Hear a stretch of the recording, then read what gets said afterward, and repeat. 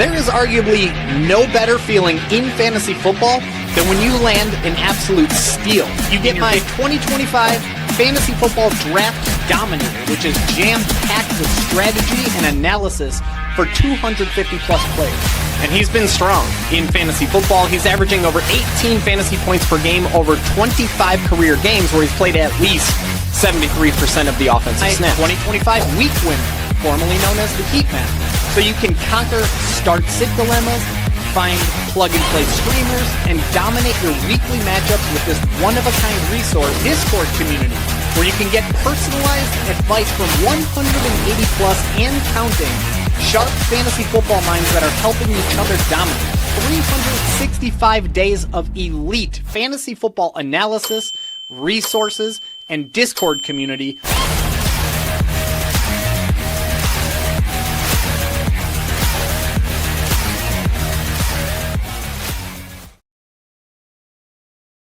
Woo-hoo-hoo-hoo!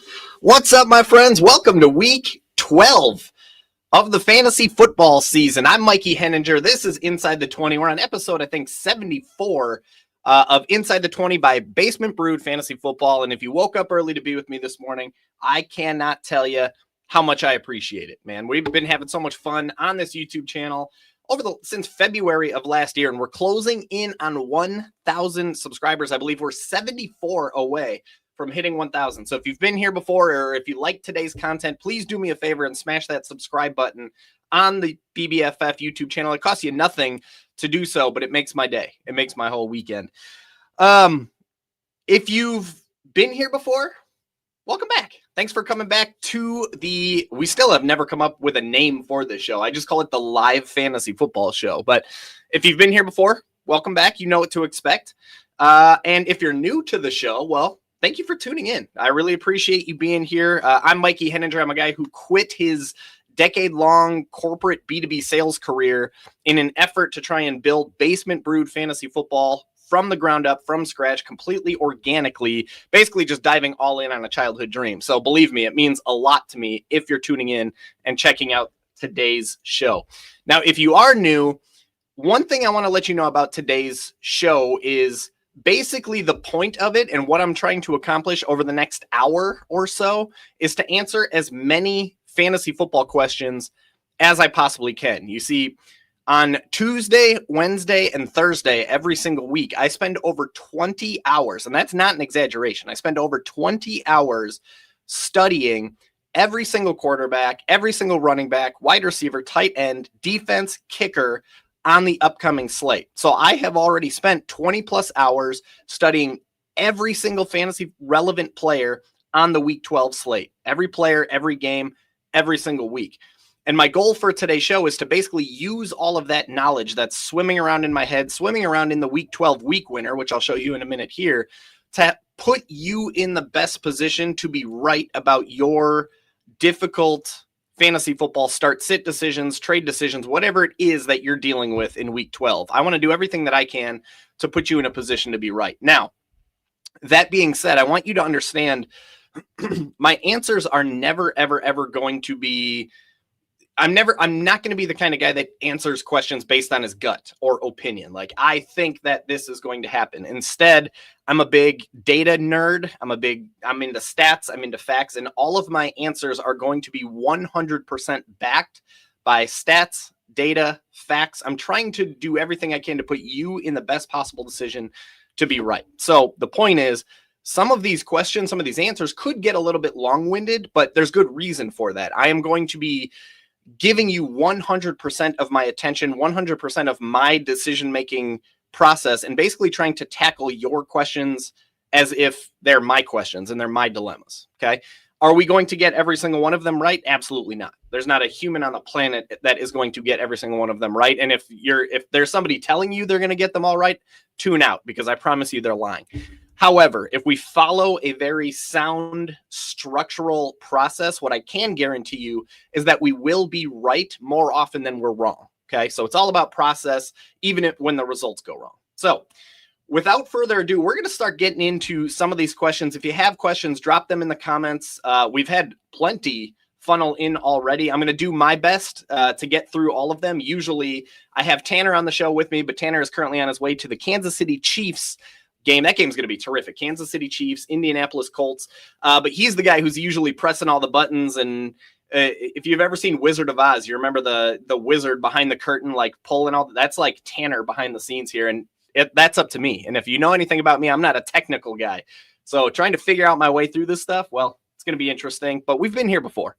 This isn't uncharted territory. So let's get into this. But before you guys ask me questions, I wanted to ask you guys one question that I found really interesting yesterday. Interesting enough that I texted it to all my friends, all like 4 of my friends. But I saw something on social media that asked, would you take this bet? If your significant other, whether that's your wife, your girlfriend, your fiance, if they had 50 attempts to make a NBA size 3-pointer, okay, a 3-pointer from the NBA 3-point line, and if they make just one of those shots, you get $10 million. But if they don't make any of those 50 shots, that's it for you. You DIE, that's the end of the road. Your people are coming to your funeral. Would you take that bet? Would you take that bet? Let me know in the comments if you would take that bet, knowing what you know about your significant other. Could they make that NBA 3-pointer, get you that $50 million, or is that the end of the road for you? All right. So I see some questions popping into the comments. So we'll definitely get to those. One quick thing I wanted to let you guys know, I have recently made the conscious decision to get as active as I possibly can over on Twitter. So if you're over on Twitter and you are open to giving me a follow, if you like today's content, I'm over at BBFF Mikey. Okay. Give me a follow. I'd love to hang out with you over there. Subscribe to the YouTube channel. And without further ado, let's go ahead and hop into some of these. The first one that I see on my screen is from KJ Frederick, 838. Better flex start, Ricky Pearsall or Bashal Tootin? I have a feeling we're going to get a lot of Bashal Tootin questions. So this is a good one for us to start with. All right. Well, some of these I try to answer off the top of the dome, but sometimes it's just not doable, and we got to pull up the old week winner. Now, what I am pulling up on my screen right now is called the week winner. If you've been here before, you know exactly what this bad boy is. This is the resource that started this entire business, Basement Brood Fantasy Football. When I mentioned to you in the beginning of the episode that I spend 20 plus hours every single week studying every quarterback, running back, wide receiver, tight end, defense, and kicker, what I do with my findings and what I do with all that studying, all of that funnels right into here, the week winner. So what you're going to find is insights, analysis, data, and basically edges and trends that your league mates don't know about for any player that you're possibly looking for. Jahmyr Gibbs, Trey McBride, Jalen Hurts, Josh Allen, Rome Odunze, whoever. All you got to do is double click on their name, and you're going to get basically anything that I found that is going to be helpful for you when it comes to dominating some of these difficult start-sit decisions, dominating your matchup. Lots of people use this for DFS, FanDuel, DraftKings. Lots of people use this for prize picks, prop betting, things of that nature. So there's a lot of different things that we can do with this. So over on the left side, you're going to see all of the game information, right? A really quick snapshot, a really quick cheat sheet, if you will, where you can see who's playing who, what's the over-under, what's the spread, what's the implied point total, how is each defense performing against specific positions. So, for example, you'll see this 2 here under running back next to the Bills. That tells us that the Bills are allowing the second most PPR points per game to opposing running backs, whereas the Texans, on the other hand, you'll see this 32 underneath quarterback. 32 out of 32, that's best in football. They rank 32nd when it comes to points allowed to quarterbacks. They're the best in the business. Okay. On the right side, we got all of the players listed in 5 different columns: blue, green, yellow, orange, red. The blue column is basically, hey, the data suggests that this dude could go nuts this week. All of the data, all of the preview analysis suggests he's checking all the boxes for an explosion week if there's a guy to force into your lineup, this is the week to get that guy in. Green, I would feel good about this guy being in my lineup this week, just generally speaking. Yellow, there's nothing that's exciting about this. There's nothing that's terrifying about this. It's just a very average setup, very average scenario for the player.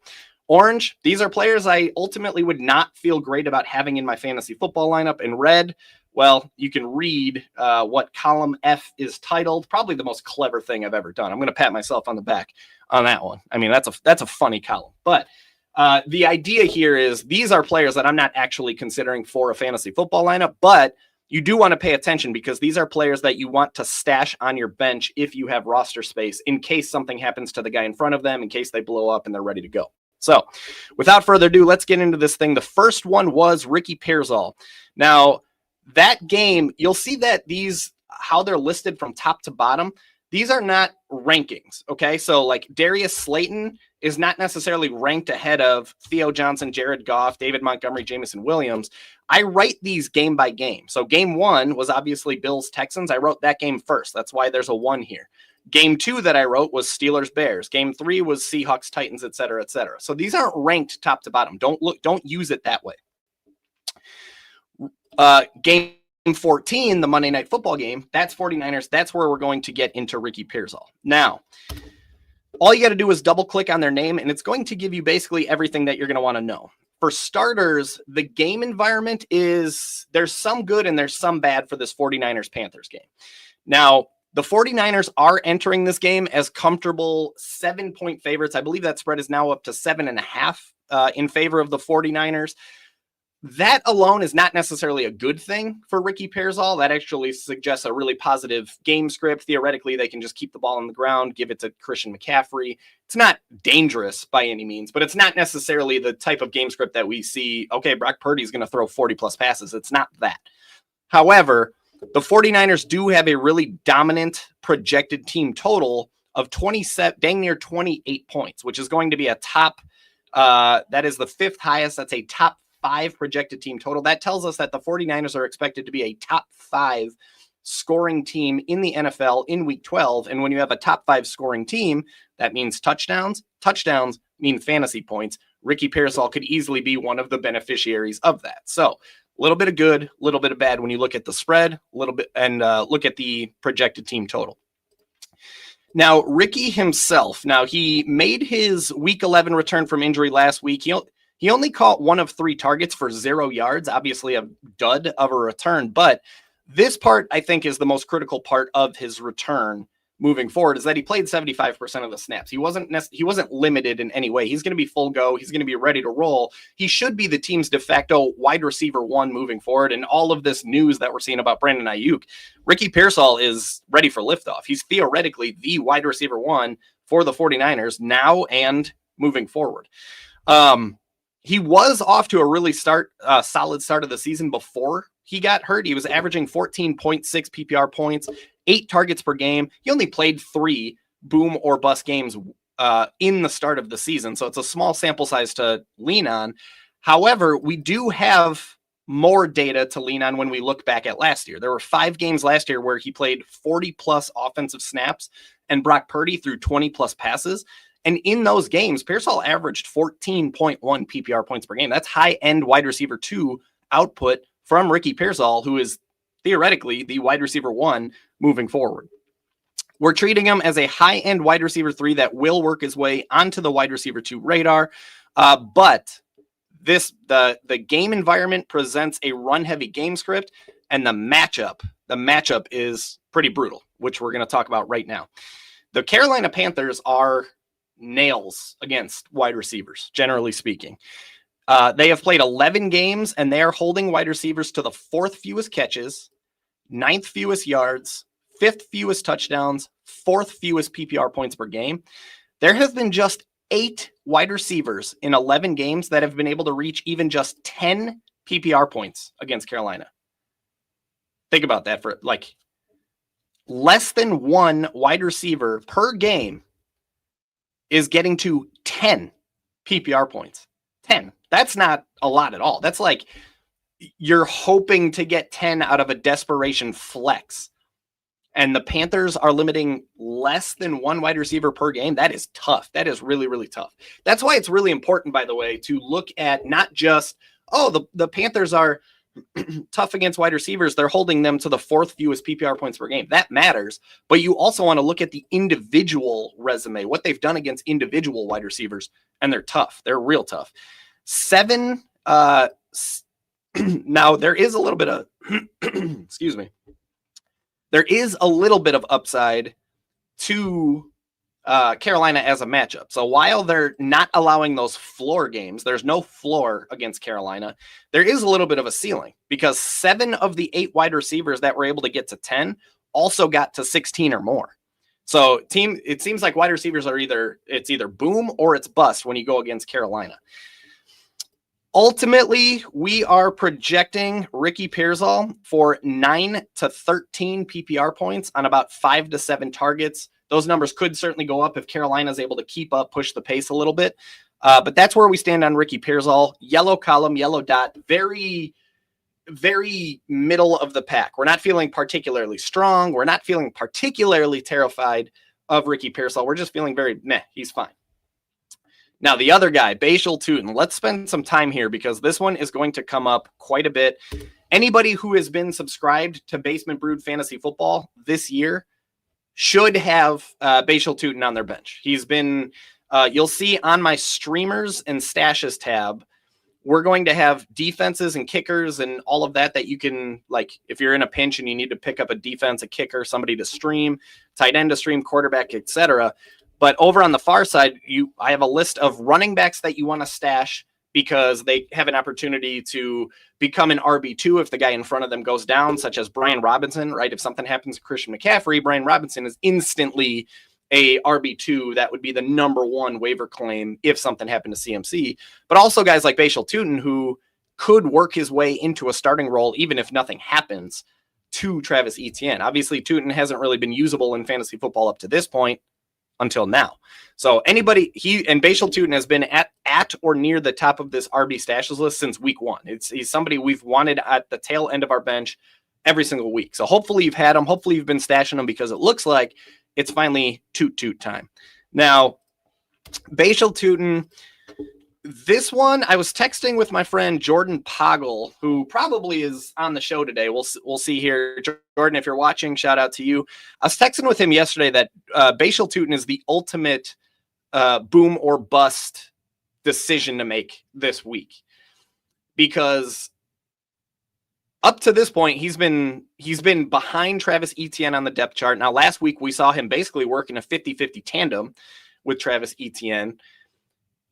So the downside is that he could always just fall back to his backup role, but the upside is very, very real if he keeps doing what he's doing.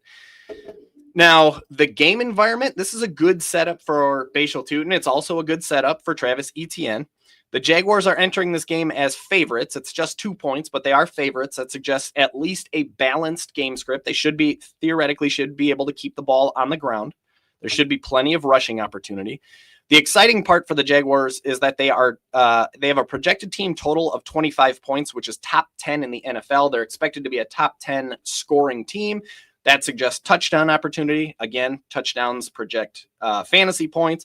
Bashal Tutin could easily be a beneficiary of that. And one thing I want to note before we go any further, Travis Etienne is still the guy getting all those money touches. He's still not all of those money touches. He's getting the majority of the money touches inside the red zone. He's getting a lot more work inside the red zone than Bashal Tutin is, but he's also been wildly unsuccessful with those red zone touches.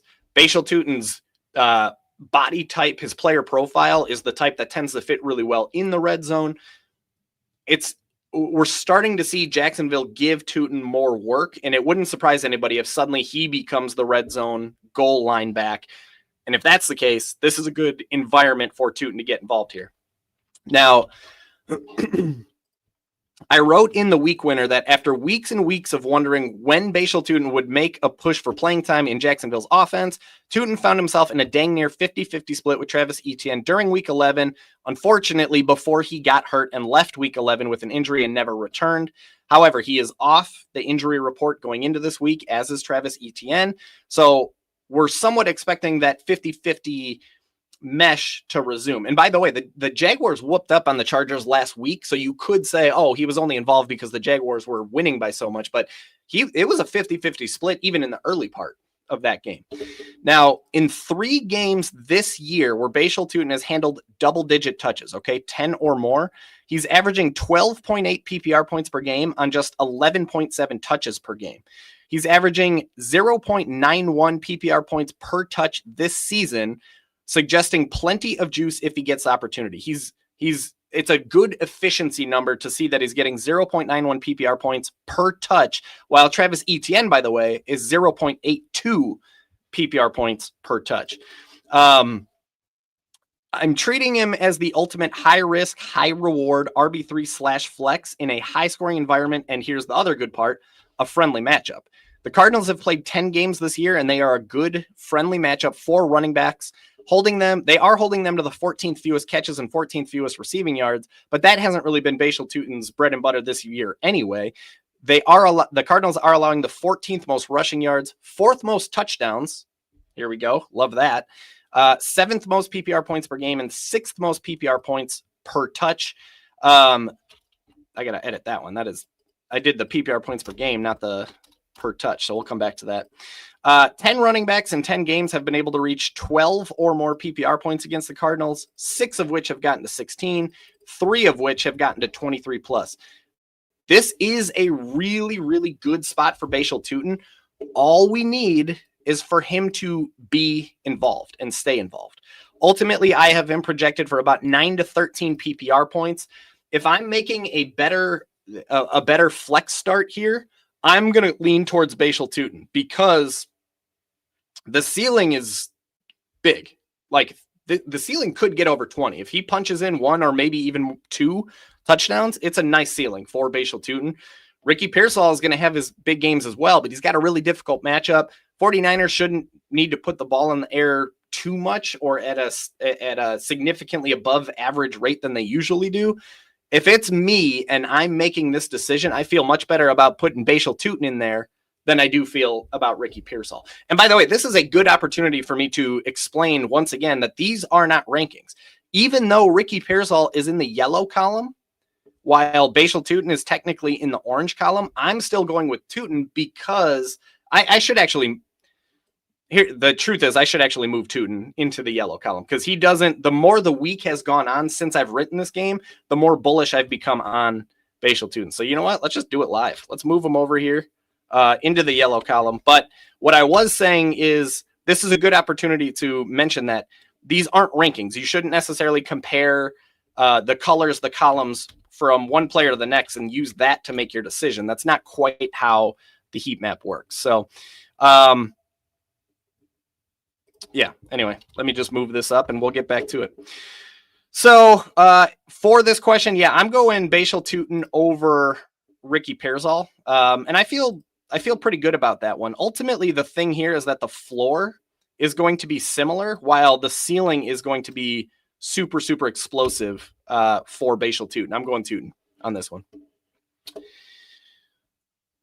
Mr. Derek Devereaux in the building. Ready for ugly. Jalen Coker or Kyle Monangai? Hoo-wee, man. Yeah, that's not pretty, my friend. I'll tell you, Jalen Coker, like, there's a lot that sets up really well for him.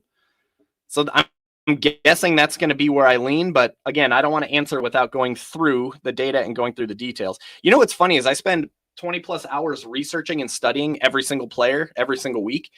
But the Bears, for example, that was the second game that I wrote. I wrote that on Tuesday. Today's Sunday. A lot of times going through this helps me just kind of recall all of the data that I sifted through over the last several days. So let's start with Kyle Monangai. The game environment itself for the Chicago Bears is a good one. And it's a good one for the running backs, DeAndre Swift, Kyle Monangai. They are 3-point favorites. At worst, that suggests a balanced game script. They should be able to keep the ball on the ground as much as they would like to, theoretically.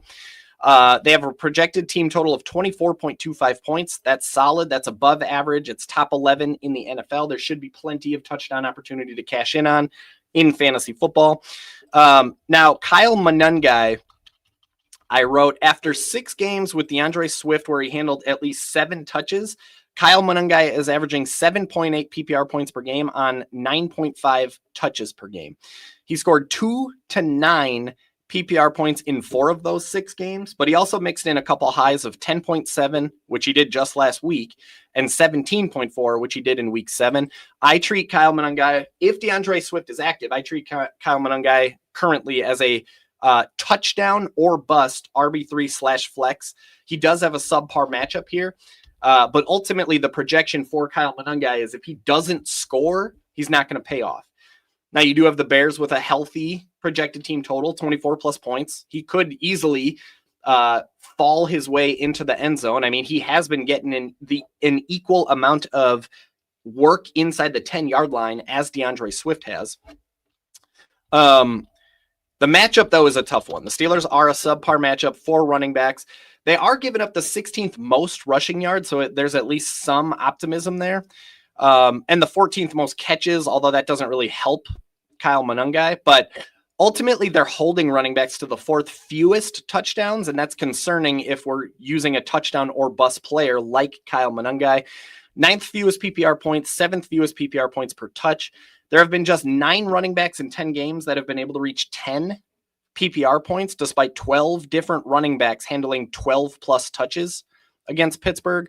Just 5 running backs have been able to get to 14. 0 running backs have been able to get to 19. It's not a good matchup for Kyle Monangai. Ultimately, what we're hoping for and rooting for is that the Bears get it down inside the 5-yard line, bring in Monangai, and he's able to plunge his way into the end zone for a score. If he doesn't do that, it's most likely a bust. And I'm not necessarily, selfishly, I'm not necessarily hoping for that because my DeAndre Swift exposure this week or this year is insane. So I'm not feeling particularly great about Kyle Monangai. I don't love the idea of using him this week if we don't have to, but I don't love the idea of using Jalen Coker this week as well. So Derek, you nailed it on the head, right? This is ugly. This is a tough situation. I'm sorry that you're in this spot. There is a lot that's working in Jalen Coker's favor this week. For starters, the game environment is one. We talked about the 49ers side of this, where they're 7-point favorites. The Panthers side of this is that they're 7.5-point underdogs. 7.5-point underdogs suggest they're going to be trailing. They're going to be losing. Might have to put the ball in the air. Theoretically, Bryce Young could get to 35, 40 plus pass attempts. There should be volume and opportunities for Panthers pass catchers to rack up targets. Ted McMillan, Xavier Legette, Jalen Coker. Interestingly enough, Jalen Coker actually played more offensive snaps than Xavier Legette did last week. So he's plenty involved in the offense. He's just not necessarily top 2 on the target totem pole. Bryce Young has to get through his Ted McMillan read and then his Xavier Legette read, and then it's Jalen Coker's opportunity. But there should be plenty of target potential for Panthers pass catchers. And also, by the way, this game does have a really strong over-under of 48.5 points, suggesting a sliver of shootout potential if Bryce Young can do what he did last week and if the Panthers can exceed their modest scoring expectations. They have a projected team total of 20.75. That's technically subpar. It's below average, but it's not dangerously low. It's not like we're talking 19, 20, 19, 18, 17 points. It's not miserable, okay?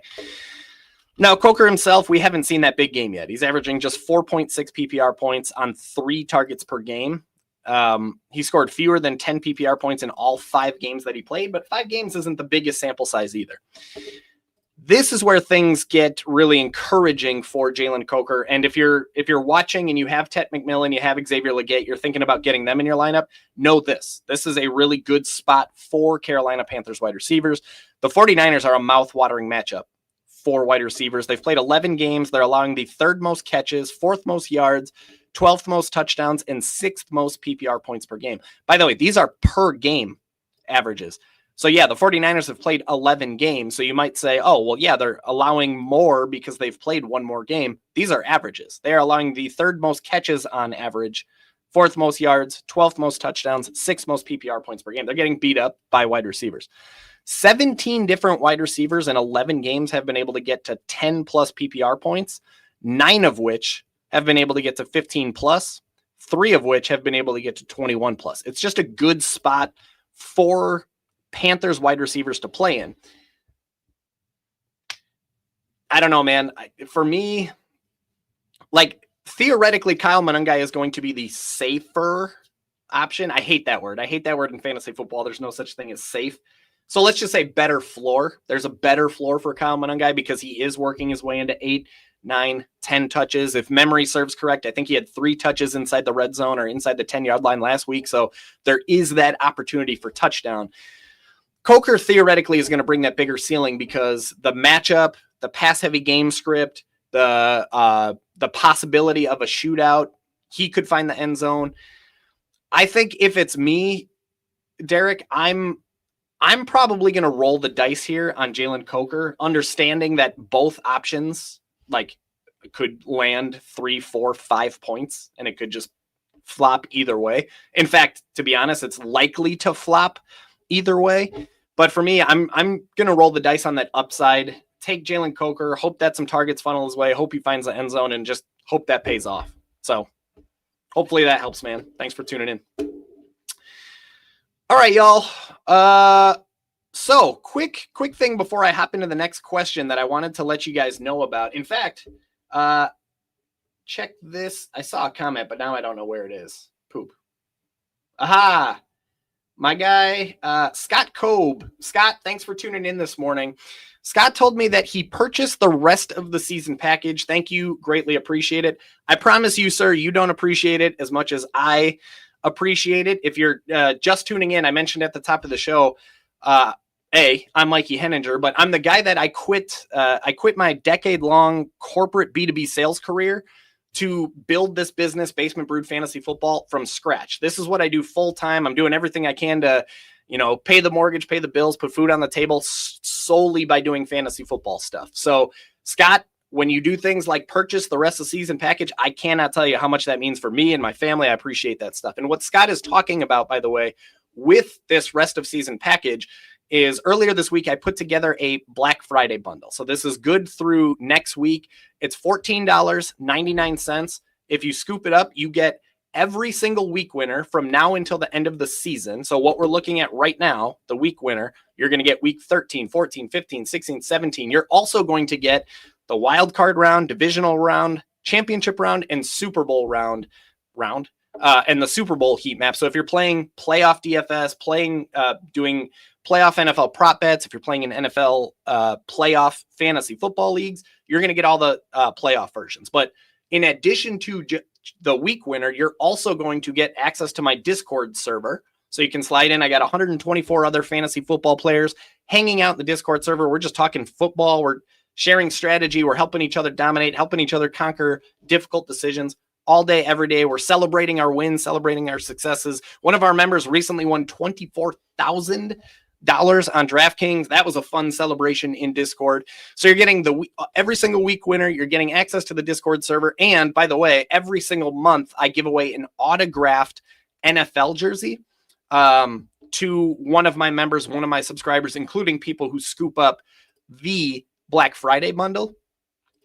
In fact, next week, by the way, on this show, next week, Sunday, 8 a.m. Central, we are going to do our next jersey giveaway. So now is a perfect time for you to get in on the action, get in on the fun if you want to do a jersey giveaway. And what's really fun about the jersey giveaways, by the way, is it's not the type of giveaway where I stumble across a jersey and then hand it over. It's not like, hey, I came across this Rico Dowdle jersey.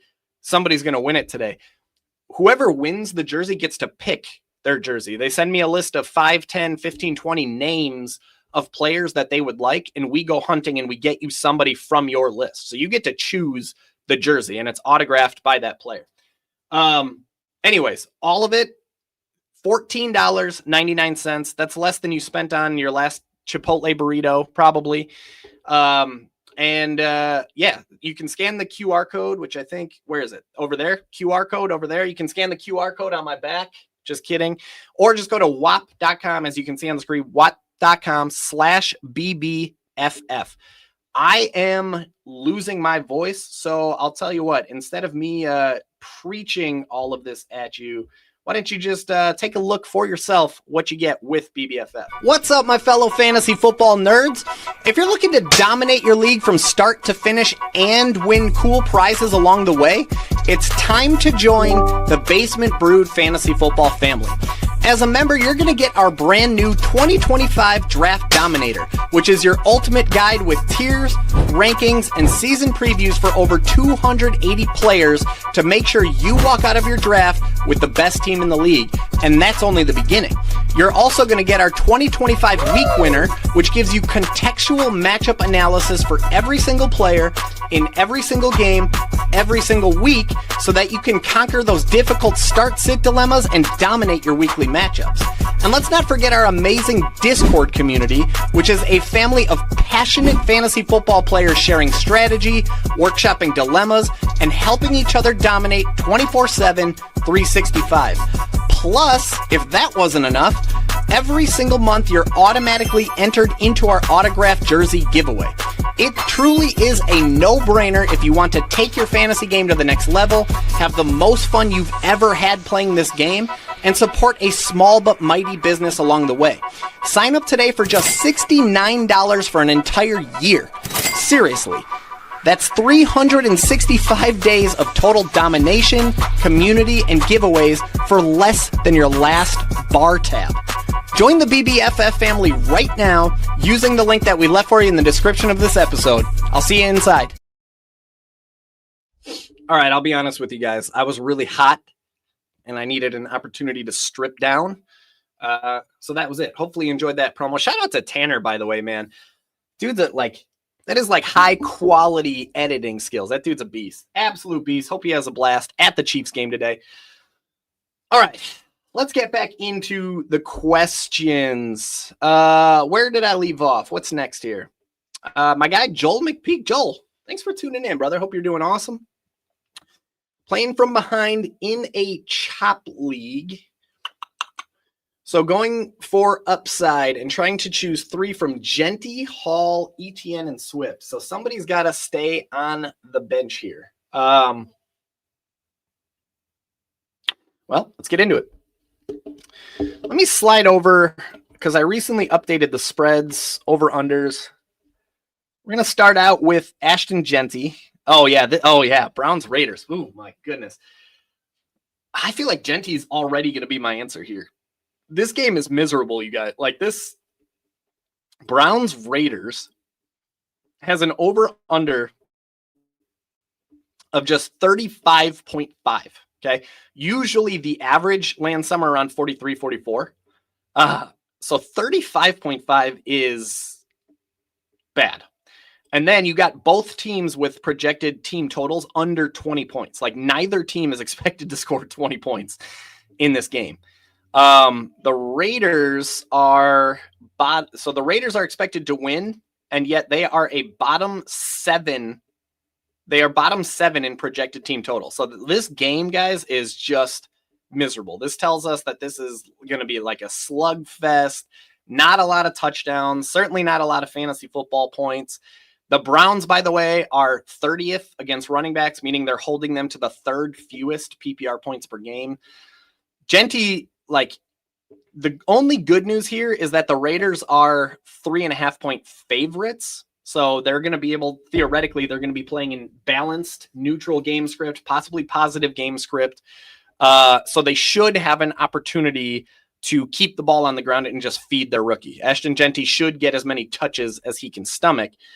It's just he's going to be running into a brick wall against Cleveland.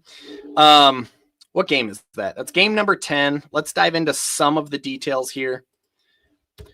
Ashton Genty.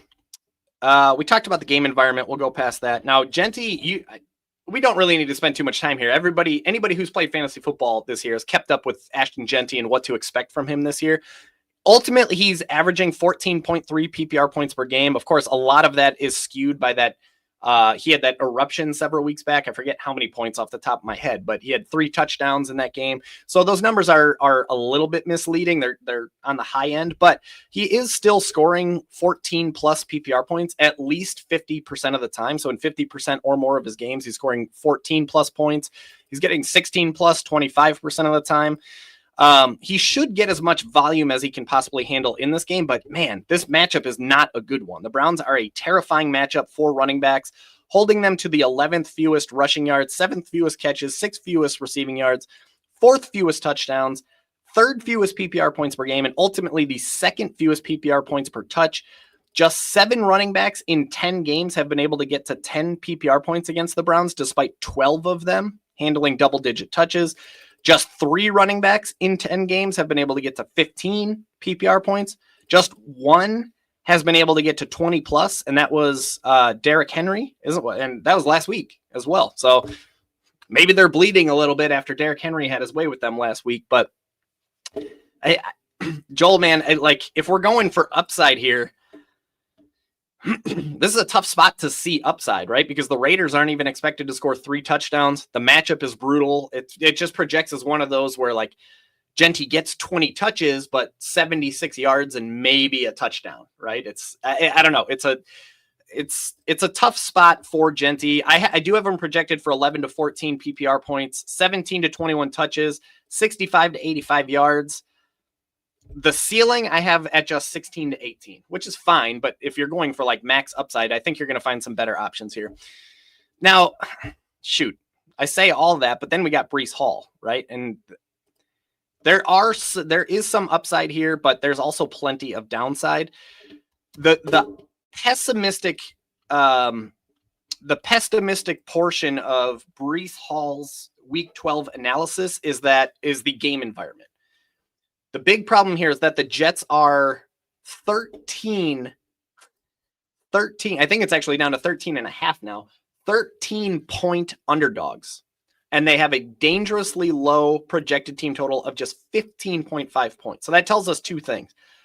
13-point underdogs is supremely negative game script. That's the type of game script that suggests if the Jets are going to try and win this game, which who knows, maybe they don't care about winning anymore, but if they're going to try and win this game, they are going to be losing big to the Ravens. Theoretically, at some point, likely in the second half, they have to quote unquote abandon the run, put the ball in the air, and that takes away rushing volume for Breece Hall. Now, Breece Hall, as an NFL football player, is plenty capable as a receiving back, and we've seen it in the past. He's been probably a top 5 receiving back in the past, but the Jets haven't used him that way this year because they have mobile quarterbacks, right? A lot of times when you have a Justin Fields, you have a Tyrod Taylor, and the play breaks down and they need to make a quick decision. Pocket passers like Matthew Stafford dump it down to the running back. Mobile quarterbacks like Justin Fields and Tyrod Taylor take off running. So Breece Hall is capable, but it just hasn't been happening that way this year. So the 13-point underdog, the 13-point spread, that's a red flag. That's not a good thing for Breece Hall. It could be because of who he is, but it just hasn't been this year. The other thing is the dangerously low projected team total. 15 points. 15. The Jets are not even they're barely expected to score 2 touchdowns. Barely. That tells us, it's hard to have a lot of upside. It's hard to reach your ceiling if you're not scoring touchdowns. You need touchdowns to reach your ceiling. Now, Breece Hall himself, he's been solid this year, despite playing on arguably the worst team in football, right? 13.7 PPR points per game, 17.6 touches. He's been boom or bust this year. He's landed between 5 and 9 PPR points in 5 of his games, but also 16 to 20 points in 4 of his games. Very boom or bust season for Breece Hall. Teeny tiny sample size, but he has been in 1 game this year that Tyrod Taylor started, right? Tyrod Taylor started back in week 3. In that game, Breece Hall did set a season high in targets with 6. He caught 4 of them for 31 receiving yards. That gives us a little bit of hope, a sliver of hope that he will stay involved in the passing game, in the Jets' offensive game plan, if they fall desperately behind the Baltimore Ravens, like Vegas spreads, Vegas odds project them to. That gives us a little bit of hope that he's going to rack up. Can he get to 6 targets, 7 targets, 8 targets? There's upside there. There's a window. There's a path to him being used the elite way that we've seen him used in the past with the Jets. I'm treating him as a boomer bust RB2 in a friendly matchup, but low scoring environment, pass heavy game script. The Ravens are a good matchup for running backs. There have been 10 games. They're allowing the 15th most rushing yards, 14th most catches, 13th most receiving yards, 8th most touchdowns, 11th most PPR points per game, and ultimately the 5th most PPR points per touch at 0.96. Meaning running backs are, on average, running backs are scoring 0.96 PPR points every time they touch the ball. 12 different running backs in 10 games have been able to get to 10 plus PPR points. 7 of them have been able to get to 15. 3 of them have been able to get to 21 plus. I'm projecting Breece Hall for about 13 to 18 PPR points, 16 to 20 touches. Ceiling, I have him getting to 21 to 23. So far, Ashton Jeanty is the odd man out for me. I'm like, the game script is scary for Breece Hall, but man, if they get him involved as a receiver, that's when we unlock elite Breece Hall. Okay. I'm going Breece Hall over Jeanty so far. Then we got Travis Etienne.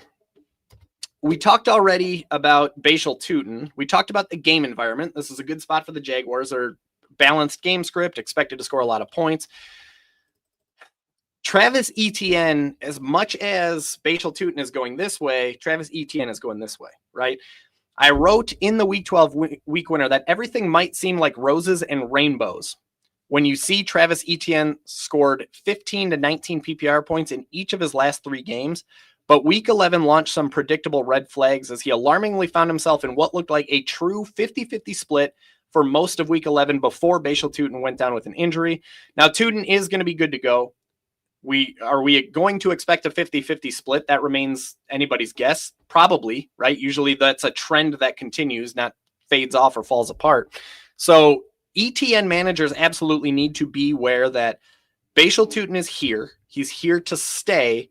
And if you have an opportunity to trade Travis Etienne, you might want to take advantage of that opportunity. Other than that, though, Etienne has had a decent year from a fantasy football standpoint, specifically 14 plus PPR points per game. He's got 15 plus PPR points in 6 of 10 opportunities. I'm treating him more as a high-end RB3 / flex than the surefire RB2 that he was to start the season. Now, we talked about this matchup, so I won't dig into it again, but it's a good matchup for running back. So if you think the fear for Travis Etienne is that Bashal Tutin played 50-50 last week. What if Bashal Tutin goes 60-40, 70-30? By the way, we've seen it in the past with Liam Cohen. Rachaad White was the Buccaneers RB1 last year until he wasn't, because Bucky Irving took over a couple weeks into the season. Bashal Tutin was handpicked by Liam Cohen. I don't know, man. I'm scared. I'm scared of Etienne moving forward. He might have he is in a position there. You're going for upside here. There is upside here. There's upside this week. There absolutely is against the Cardinals. Jaguars should be able to keep the ball on the ground, score.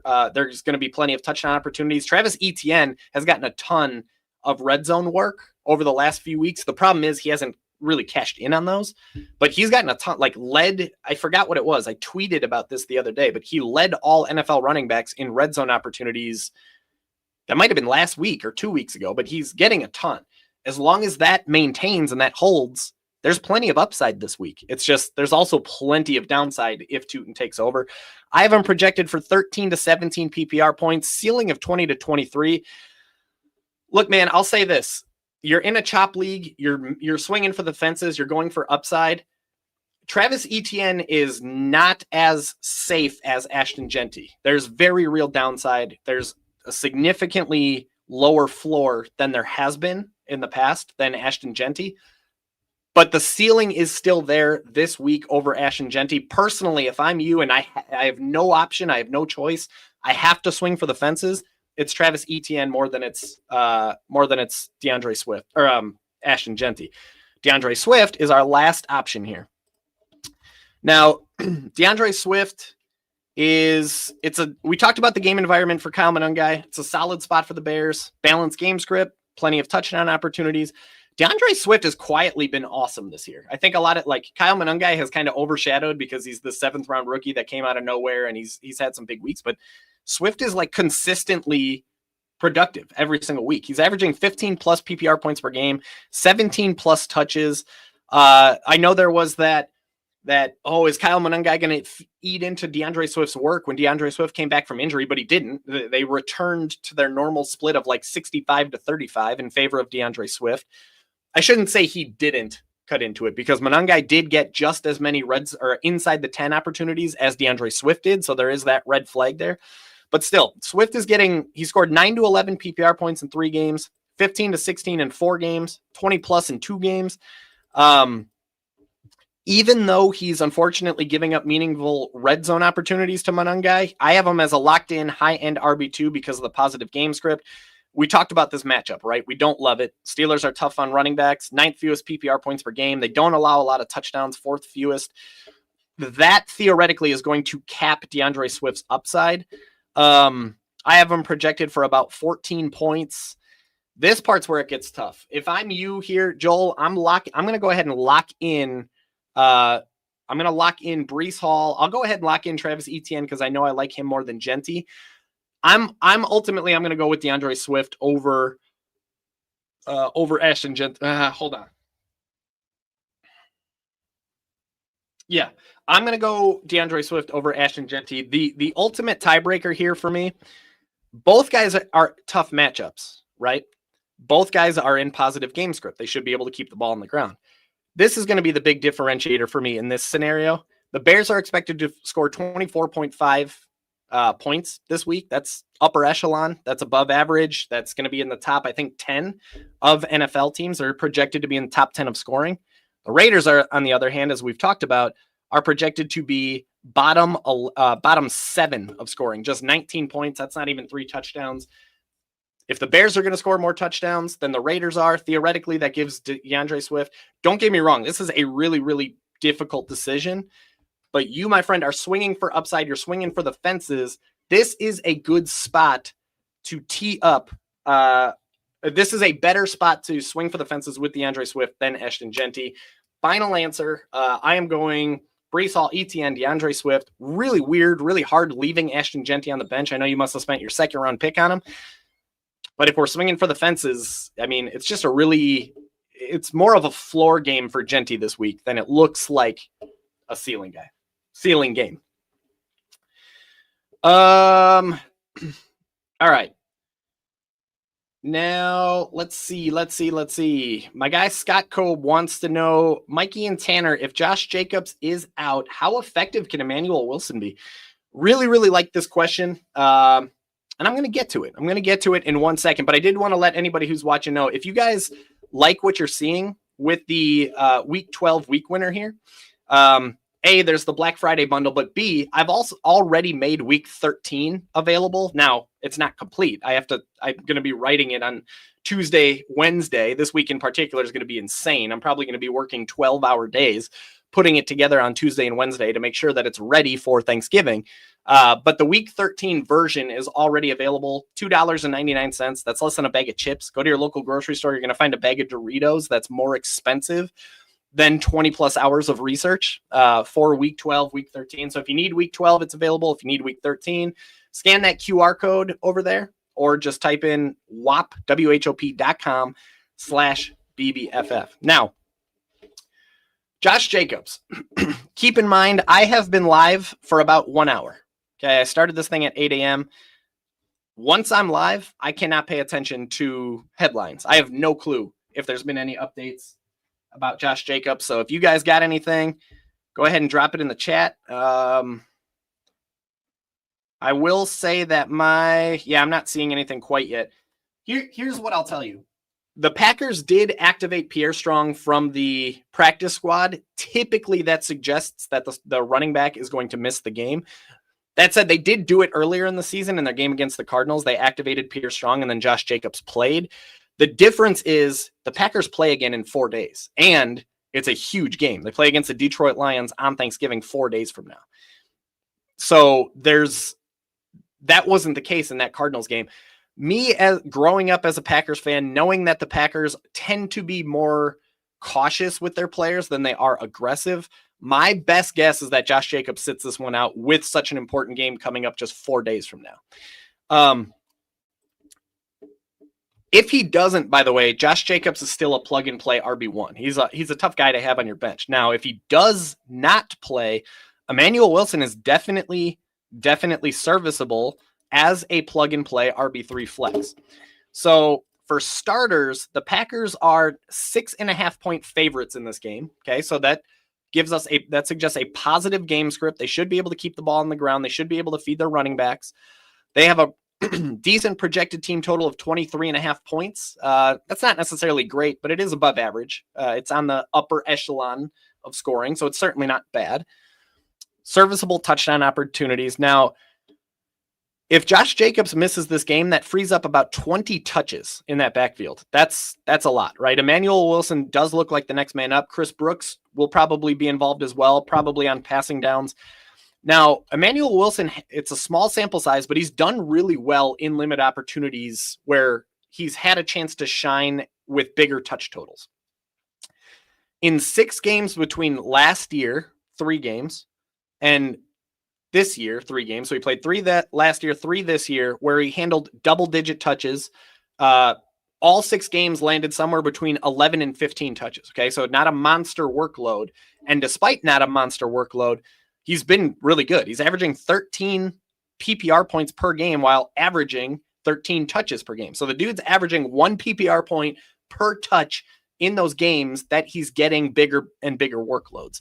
He scored 11 to 14 PPR points in 5 of 6 of those games, mixing in a high of 16.5 in week 3 last year. So small sample size, but when he's been given the opportunity to have a bigger workload, he's been solid. He's been strong, scoring 11 plus PPR points. That's perfectly fine, perfectly serviceable for a plug and play RB3/flex. So Scott, you're asking how effective can he be? I mean, he can be plenty effective. I'm treating him as an RB3/flex with RB2 upside, even in the tough matchup. That is the downside, is the matchup. The Vikings are very, very tough against running backs this year. They're holding them to the 6th fewest catches, 3rd fewest receiving yards, 11th fewest touchdowns, 13th fewest PPR points per game. And this part I really don't like. Fewest PPR points per touch at 0.68. Just 8 running backs in 10 games have been able to get to 10 PPR points despite 14 different running backs handling 11 plus touches. Okay, so there have been 14 running backs that handled 11 plus touches against the Vikings. Just 8 of them were able to get to 10 PPR points. 4 of them were able to get to 15. Okay, so just 40% of the running backs, in 40% of the games that the Vikings play, a running back gets to 15 PPR points. But are you expecting 15 out of Emmanuel Wilson? Not really. We're hoping for 11 to 14 as a plug and play RB3 flex. So can he be effective? Absolutely. He's very much worthy of RB3 flex consideration if Josh Jacobs doesn't go. But I would be cautious with expectations. I wouldn't go expecting this like massive eruption or this ceiling game out of Emmanuel Wilson. It's more of a floor opportunity. I haven't projected 4. This seems to be the key number for Emmanuel Wilson is 11 to 14 PPR points. So absolutely he can be effective there. All right. Jordan, I knew you'd be tuned in here, my guy. So Jordan asks, need 1 PPR flex, Kyle Monangai. Oh gosh. Ramondre Stevenson. All right, let's talk about it. Rashad White or Cade Otton. Need upside after bad Thursday results. By the way, I love that you said that. Need upside after bad Thursday results. I think that's a very underrated, under-discussed mentality and philosophy of fantasy football. I think there's a lot. I've come to learn that there's a lot of fantasy managers out there that simply look for projected points. And there's more to fantasy football than just projected points. This is a good example of that. Being conscious, being aware of where you stand in the upcoming week. I projected points do a great job of giving you an opportunity of where you stack up against your opponent in terms of should you be aiming for floor, should you be aiming for ceiling. It's the same thing. If anybody who plays DFS, they're familiar with a late swap type of mentality where depending on where you're at in the scoreboard, what you need, you might make some pivots with your DFS lineups. It should be the same with your home leagues and your redraft leagues. Good on you, Jordan, for knowing, man, Thursday night did not go so well. I'm going to need to swing for the fences to make up for it. that's a good way to approach fantasy football, is knowing what you need to aim for to be successful in that week. Now, in your situation, obviously the bad part is you have to be willing to stomach bad results, right? You have to, if you're going to swing for the fences, you got to be ready to stomach a 0. And that's ultimately where I'm going to end up with this answer, because my answer is going to be Ramondre Stevenson. Okay. We talked about Kyle Monangai. If you're needing upside, there's just not a lot there. Like, he's going to need a touchdown just to hit his floor. And his floor is just to hit his ceiling. And his ceiling is going to be like 12, 13 points. Okay. The only other scenario where Kyle Monangai scores more than that, besides DeAndre Swift getting hurt, which you can't predict that, is the Bears running away with this game. If the Bears can just destroy Pittsburgh, then Monangai can get more involved. But the ceiling for Monangai this week looks like it's 12, 13 points, and that's if he can find his way into the end zone. I'm going to do Ramondre Stevenson last. Rachaad White, I'm actually going to, after this episode, I'm going to downgrade Rachaad White into the orange column. I don't feel good about Rachaad White for a lot of reasons. For starters, the game environment's not good, right? The Buccaneers are heavy underdogs, 7-point road underdogs. That suggests pass-heavy game script. Now, that could theoretically benefit Rachaad White if they lean into Rachaad White as their pass-catching back over Sean Tucker, who we're going to talk about in 1 second. Subpar projected team total of 21.5. That's like very mediocre. I'd stop short of calling that subpar. That's not terrible. There is a little bit of shootout potential here. So, of course, there's touchdown upside and opportunity for Rachaad White. The problem is that Sean Tucker went crazy last week. Sean Tucker scored 34 PPR points on 21 touches, while Rachaad White handled almost half of that, 12 touches. He did well, 62 yards, but just 12 touches, almost half of what Sean Tucker did. Sean Tucker is obviously the hot hand, like scorching hot hand heading into week 12. All the reports that we're hearing is to expect a heavy dose of Sean Tucker in what looks like will be their final game without Bucky Irving. It looks like it's Sean Tucker's backfield to lose at this point. So that gives Rachaad White a 0 floor. Like, they might just lean into Sean Tucker 100%. However, Rachaad White is a proven, plenty capable weapon in the passing game. And if the Buccaneers are going to be losing by 7, 8, if they're going to be trailing and forced into negative game script, he could rack up some catches. There is some upside there. Here's where the problem is. The Rams are nails against running backs. They are absolutely brutal on running backs. So if you are thinking about putting Sean Tucker in your lineup, anybody who's watching, anybody who's listening, listen up to this part because it's important. In fact, I actually tweeted a thread about Sean Tucker a couple days back. If you want to, K-Space says he can't hear me. Can anybody else hear me? If you can drop something in the comments, that would be super helpful. Let me know if you can hear me. Hopefully we're not having some issues here. If you want to go back, check out my Twitter, BBFF Mikey. I actually tweeted a long thread about Sean Tucker and this specific matchup. In fact, shameless plug, I'm hyper focused on growing my Twitter following. So if you're up for it, Mike at BBFF Mikey over on Twitter, give me a follow. I would absolutely love to hang out with you over there. I'm actually dropping it in the comments here real quick if it helps. Yeah, if you guys can hear me, drop something in the comments just so I know that you guys can hear me okay.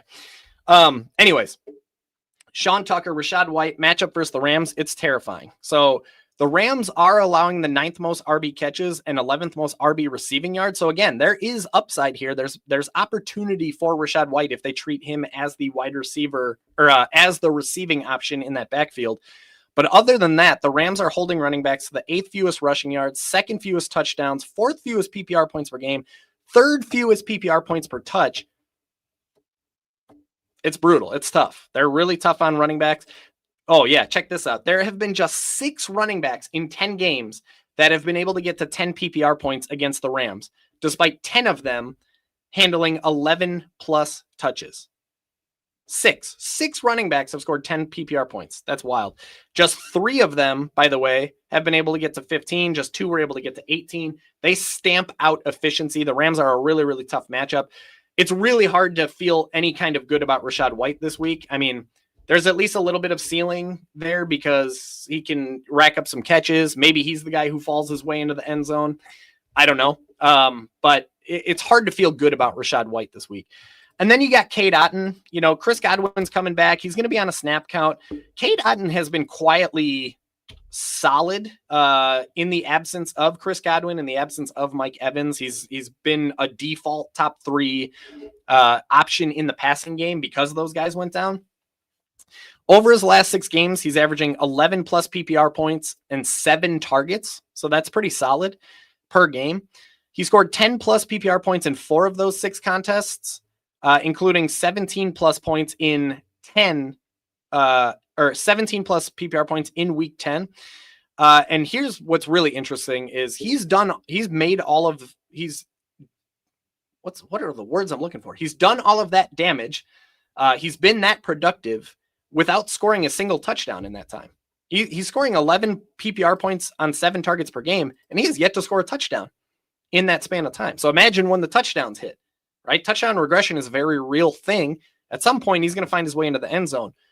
Could be in a pass-heavy game environment as 7-point underdogs against the Rams, who, by the way, are also a very good matchup for tight ends. So there's a lot that's working in Cade Otton's favor. It's a little bit of a perfect storm. He's involved in the offense. He's quote-unquote due for a touchdown. The Buccaneers should throw plenty. Their projected team total is fine. It's not scary. They should score a decent amount of touchdowns. There is some shootout potential here, right? It's a 49.5 over-under. If Baker Mayfield can just keep that offense competitive, this game could shoot out. And then there's the matchup. The Rams have played 10 games. They've been a friendly matchup for tight ends this season. They are limiting them to the 15th fewest yards, but that's very mediocre. That's right in the middle of the pack. They're allowing the 13th most catches, 12th most touchdowns, and ultimately the 15th most PPR points per game. 6 tight ends in 10 games have been able to get to 10 plus PPR points. 3 of them were able to get to 17 plus. One of them, George Kittle, was able to get to 23 plus. And there have been just 3 noteworthy tight ends, Dalton Schultz, Chiga Okonkwo, and Gunnar Helm, if you want to count those guys, and Mark Andrews. Those are the only 3 noteworthy tight ends that came up short of 10 points against the Rams this year. It's a good spot. So, and then we got to do Ramondre Stevenson. Ultimately, though, this is a good spot for Cade Otton. However, typically when you're aiming for upside, tight end isn't usually the route that you want to go if you're aiming for upside. Now, New England. I'm surprised this is the first time we've talked about New England's backfield. Anybody playing fantasy football knows the scenario. Ramondre Stevenson missed the last, 2, maybe 3 weeks. And in that time, the New England Patriots' expensive draft pick, their expensive rookie, Tre'Veon Henderson, who was a consensus top 5, top 6 rookie draft pick into dynasty leagues and every bit capable of being a RB1 in fantasy football, was just that, was an RB1 over the last 2-3 weeks, went nuts, absolutely exploded. Now Ramondre Stevenson is coming back from that toe injury, and nobody has a clue how this backfield's going to shake out, because prior to his injury, not only was Ramondre Stevenson the RB1 for New England, but he was actually starting to separate a little bit. Tre'Veon Henderson was seeing less playing time in the weeks leading up. We've seen this story enough, if you've been playing fantasy football for years, to know Tre'Veon Henderson's going to get the first crack. Like, he's going to get the first opportunity to continue doing what he's doing. But I want to remind everybody that the Patriots did sign Ramondre Stevenson to a contract extension, I think last offseason or 2 offseasons ago. And he's basically locked into New England through, if memory serves, I think 2026 with a nice contract. Like they're going to want to keep him involved financially speaking. They're not going to want him to be solely a bench option. Now, if Tre'Veon Henderson keeps doing what he's doing, they're not going to have a choice. Like you got to ride that hot hand. But Ramondre Stevenson, I said earlier that Bashal Tutin is the ultimate boomer bust. Ramondre Stevenson might join that conversation, because here's the deal. Is there bust potential? Absolutely. This guy could get you 0. It's possible he finishes the day with 5 touches because they just keep riding Trevan Henderson. But there also is a ton of upside here. Let me explain. For starters, the game environment is really, really exciting. That's why there's a blue dot here. It's a really, really exciting spot if you're a running back for the New England Patriots. The Patriots are 8-point favorites. Okay. That's almost it's almost a 2-score game. That's a very positive game script that suggests a very run-heavy offensive approach. They shouldn't need Drake May to do too much to win this game. They should be able to keep the ball on the ground, feed their running backs. It's a good thing for Ramondre Stevenson and Henderson. The other part is that they have a dominant projected team total of 29 points. Okay. That is actually dang near the top. They're projected to be a top 2 scoring team in the NFL in week 12. That suggests 4 touchdowns, plenty of touchdown opportunity for the Patriots alone, but also Patriots running backs. Ramondre Stevenson could vulture a touchdown or 2 from Trevan Henderson. That's very much in the range of possibilities. And by the way, this game does have a 50.5 over under, meaning if Joe Flacco can keep this thing somewhat competitive, which by the way, T Higgins is going to have like 20 plus targets this week. But there is a sliver of shootout potential here. We talked about Ramondre Stevenson. We talked about, him returning to possibly a committee. If he does play, Stevenson is a risky bet to see enough volume in his first game back, but if he does, there's plenty of opportunity or upside because of this right here. The matchup against the Cincinnati Bengals. The worst defense in football, statistically, like factually, statistically, data-backed true. They are the worst team in football against running backs. They are giving up the most rushing yards, 3rd most catches, 2nd most receiving yards, most touchdowns. This is the big part for Ramondre Stevenson. The Bengals are allowing 1.5 running back touchdowns every single game on average. Most PPR points per game. Okay, running backs are scoring about 33 PPR points against them. And 2nd most PPR points per touch at 1.06. Okay, they're miserable against running backs. 14 different running backs in 10 games have been able to score 11 plus PPR points. That's more than 1 per game. 12 of those, by the way, have scored 15 plus PPR points. Take a minute to think about this. 12 running backs in just 10 games, so more than 1 per game, have scored 15 plus PPR points against the Bengals. That's wild. That is like record-setting bad for Cincinnati. 5 of them have been able to get to 22. 3 of them have been able to get to 28. Like, Jordan, man, you're going for 1 here, right? You're going for, if you're swinging for upside, Ramondre Stevenson arguably has the most upside. It's just he also has arguably the worst floor. Cade Otton is probably the best combination of the two. He's the best combination of floor. He's getting those 7 plus targets per game plus ceiling. He's got a good matchup, pass heavy game script. So to me, it's between Cade Otton and Ramondre Stevenson, dude. But if you're like really projected to lose and you're like, I need to find a way to 20 plus PPR points, would it really surprise anybody if Ramondre Stevenson falls into the end zone 2 times and takes away from what should be an explosion from Trevan Henderson? So I'm going like Stevenson's going to be the max upside. Cade Otton is going to be the floor plus ceiling type of play there. Whew. Hopefully that helps, man. My goodness. This stuff is exhausting. GQ says, good morning, all. Good luck. Good luck to everybody in week 12. Let's clinch some playoff spots. Yeah, man, it's almost playoff time, baby. I got to start putting together my playoff defensive cheat sheet of what defenses you want to target for the fantasy football playoffs. Jordan says, good morning, boys. Week 12. Let's go. Good morning, boys and gals. Lots of women. Dude, the women portion of the fantasy football industry is exploding, and you love to see it, man. I absolutely love to see it.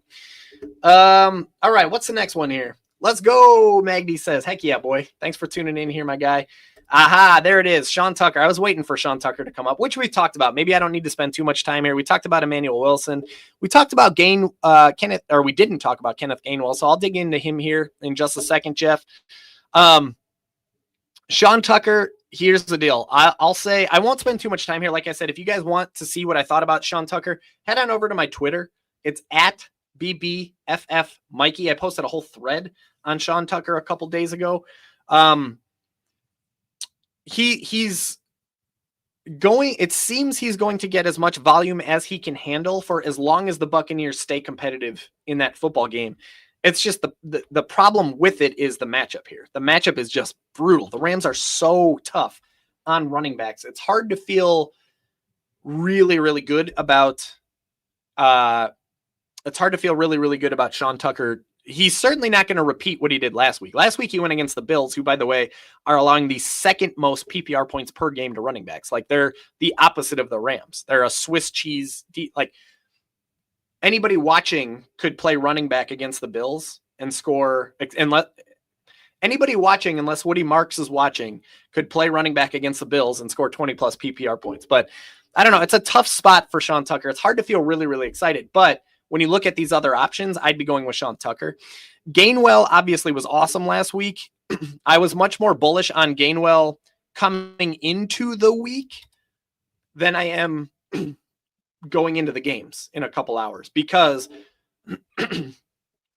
Jaylen Warren left last week with that ankle injury. It looked possible that he would miss this game, possible that he would be limited, possible that it would be a 50-50 split. Sounds like Jaylen Warren's going to be full go. I think last I saw, Jaylen Warren is actually off the injury report. Like, he's literally not even listed. I might be mistaken on that, so don't quote me on that. But I've become less and less bullish on Kenneth Gainwell as the week's gone on, because it looks like it's still going to be the Jaylen Warren show.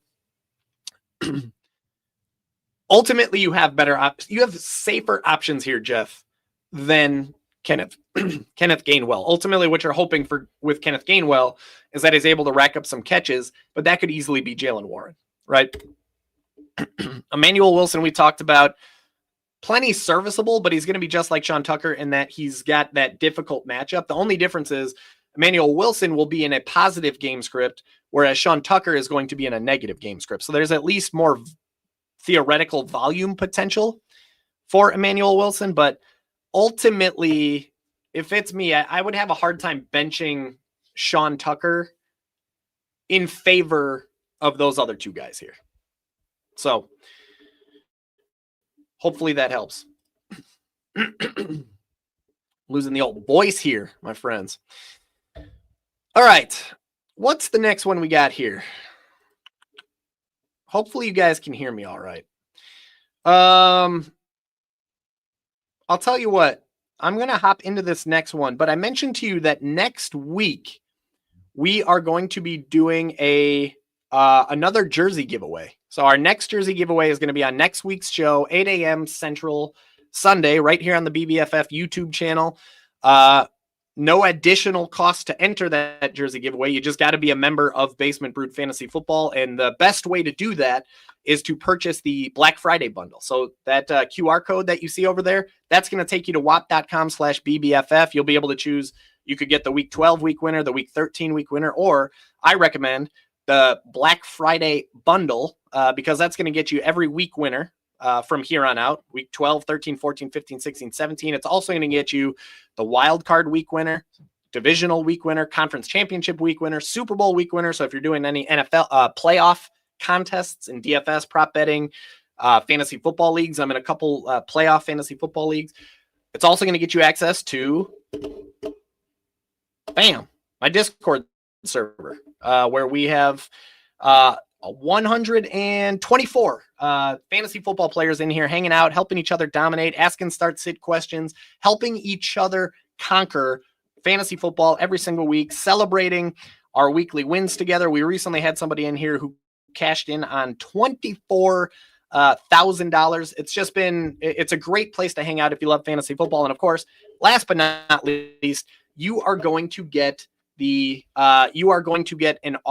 chance to win an autographed NFL jersey of your choice. That next giveaway is going to be next Sunday, 1 week from today 8 a.m. Central, right here on the Basement Brood Fantasy Football YouTube channel. What's up, my fellow fantasy football freaks? Would you like a monthly opportunity to win an autographed NFL jersey of your choice? That is exactly what you get as a member of the Basement Brood Fantasy Football family. Just by being a BBFF subscriber, you're automatically entered into our drawings and contests every single month. And trust me, these giveaways are the real deal. For example, Brian Beaver won our NFL Playoffs contest in January and took home jerseys signed by Drew Brees and T. Higgins. In February, diehard Seahawks fan Isaac Zart won our Super Bowl predictions pool and chose a retro blue Seahawks jersey signed by JSN, Jackson Smith, and Jigba. In March, Greatest Show on Turf Rams fan Mark Vandaloo won our March Madness brackets and chose an old school Rams jersey autographed by their all-time leading receiver, Isaac Bruce. And that's only the beginning. In the last 12 months alone, we've given away jerseys signed by Jamar Chase, Justin Jefferson, Derrick Henry, Tyreek Hill, Alvin Kamara, Earl Campbell, Amon Green, and a lot more, all courtesy of our friend and partner BS Collectibles in Twin Lakes, Wisconsin. So if you love fantasy football and you want a monthly opportunity to add an amazing autographed jersey to your collection, join the BBFF family today using the link that we left for you in the description of this episode. Woo! Man, I love having an opportunity to throw that stuff on there when I need to run and grab some water or something. I don't know if you guys can hear it. I'm losing my voice going through this stuff. I got sick like 2 weeks ago, and I just haven't quite been, I don't know. I feel great, but I lose my voice when I'm in environments where I talk for more than 15 minutes. So anyway, all right, the next question here, Javonte Williams or Chase Brown. Here's what I'm going to do, guys. I was during that jersey giveaway promo, I was kind of scrolling through the comments, and I have a lot to try and get through, but I don't have a lot of time to get through all of them. And I want to do my best to get to, probably can't get to everybody, but I want to do my best to get to as many of these as I can. So I am going to try really, really hard to go quote unquote rapid fire, which I'm incapable of, going through some of these without going through all of the data like I usually do. All of that being said, if I don't get to your question, or if you want more data, like I said, over there, QR code or wap.com/BBFF, you can just get the week 12 week winner. It's less than a bag of chips at your local grocery store. I promise you it's going to have anything that you need. So moving forward, we're going to try and rapid fire some of these. Now, here's what I'll tell you right now about this scenario. We have Javonte Williams versus Chase Brown in the flex. One thing that's really going to matter for this question here, big comfy couch, that's fun to say, is whether or not this is PPR, because ultimately what you're going to be hoping for with Chase Brown this week is targets and catches. Javonte Williams is going to be a safer, I hate that word, higher floor option than Chase Brown is, just based on his involvement in that offense. He's basically the only running back that Dallas uses. He's a locked in bell cow, locked in workhorse. Same thing with Chase Brown, but the difference is that the Cowboys are in a more neutral game script, right? They're 3-point underdogs. That's a close enough spread to suggest a neutral game script, a balanced game script, where they should be able to keep the ball on the ground. They don't have, it's not the sort of thing where Dak Prescott should have to throw 40 plus passes. And even if he does, Javonte Williams is plenty capable of being involved in the passing game. It's a safer floor environment for Javonte Williams than it is for Chase Brown. And the reason for that is the Bengals are 7.5-point underdogs. That's a negative game script, right? That suggests it suggests it projects as another game where Joey Flacco is going to put the ball in the air 40 plus times. Now, here's the thing. When you think about the ceiling, this is where Chase Brown comes in, because if Flacco is going to put the ball in the air 40 plus times, Chase Brown has been a big, big beneficiary of that. I know I said I wouldn't dive into the details, but I'm not recalling off the top of my head, so I want to grab his recent receiving production that I put in here, because I remember writing it. On fire in 5 games since Joe Flacco came to town, averaging 16.5 PPR points per game, 16.4 touches, 4.2 catches. Here's the thing. He's getting 6.2 targets. That is the appealing. Here we go. 22 targets and 14 catches in the last 2 games. 22 targets in the last 2 games for Chase Brown. And by the way, Jamar Chase is going to miss this game. That frees up 14 plus targets that are up for grabs. Chase Brown, if Joe Flacco is going to be throwing the ball all over the place, Chase Brown should rack up a ton of targets. Joe Flacco is not going to run and take off. We were talking about Justin Fields and Tyrod Taylor not throwing to Breece Hall. This is the opposite. Joe Flacco is not going anywhere. If he needs to dump it down, he's going to dump it down to Chase Brown. There's a very real chance that Chase Brown racks up a ton of catches here. So what I'll tell you here, Big Comfy Couch, is if you want to feel safer, I hate that word. If you want to feel high floor with your running back decision, Javonte Williams. But if you want to swing for the fences, man, Chase, if you're in a PPR league, because that matters here, right? Theoretically, Javonte Williams is going to have more touchdown upside. So if you're in a non-PPR league, that might be the lean. But if you're anybody who's listening, if you're in PPR and you have Chase Brown, there's a very real chance this dude sees 10 plus targets in this game. There's a lot of upside there. Okay. The matchup is not pretty. Patriots are really, really tough on, really, really tough on running backs. So that part stinks. Let me look how they're doing against, because I don't remember off the top of my head, how they're doing against, like in the passing game against running backs. Fewest scrimmage yards, 7th fewest touches. Aha! Yes. Hold on. Give me 1 second to pull this up here, because this is worth mentioning, especially for anybody out there who's considering Chase Brown. So the Patriots are a really, really tough matchup on running backs. Fewest scrimmage yards, fewest touchdowns, 2nd fewest PPR points per game. They're particularly brutal on the ground. So Chase Brown's not going to find a lot of room to maneuver on the ground. Fewest rushing yards, fewest rushing touchdowns. But check this out. The Patriots are allowing the most RB catches, most running back catches per game. 5.73 per game to opposing running backs. 9th most RB receiving yards. So if Joe Flacco is going to put the ball in the air 40 plus times, no Jamar Chase, 14 plus targets are available. Chase Brown already has 22 targets in the last 2 games, even with Jamar Chase. And now he's going up against the defense that's allowing more catches to running backs than any other defense in football. Chase Brown is checking a lot of boxes to have a really, really nice PPR day. So that's what I'll say. The lean for me is Chase Brown if this is a PPR league, Big Comfy Couch. If it's not a PPR league, then probably Javonte Williams. Javonte Williams matchup, by the way, is not scary. The Eagles, pretty solid defense, but they give up production to running backs. They're allowing the 13th most PPR points per game. That was hardly rapid fire, but that's as rapid fire as I can possibly get. All right. Run Bithrash. I apologize if I pronounce that wrong. Tucker or Kamara? Tucker.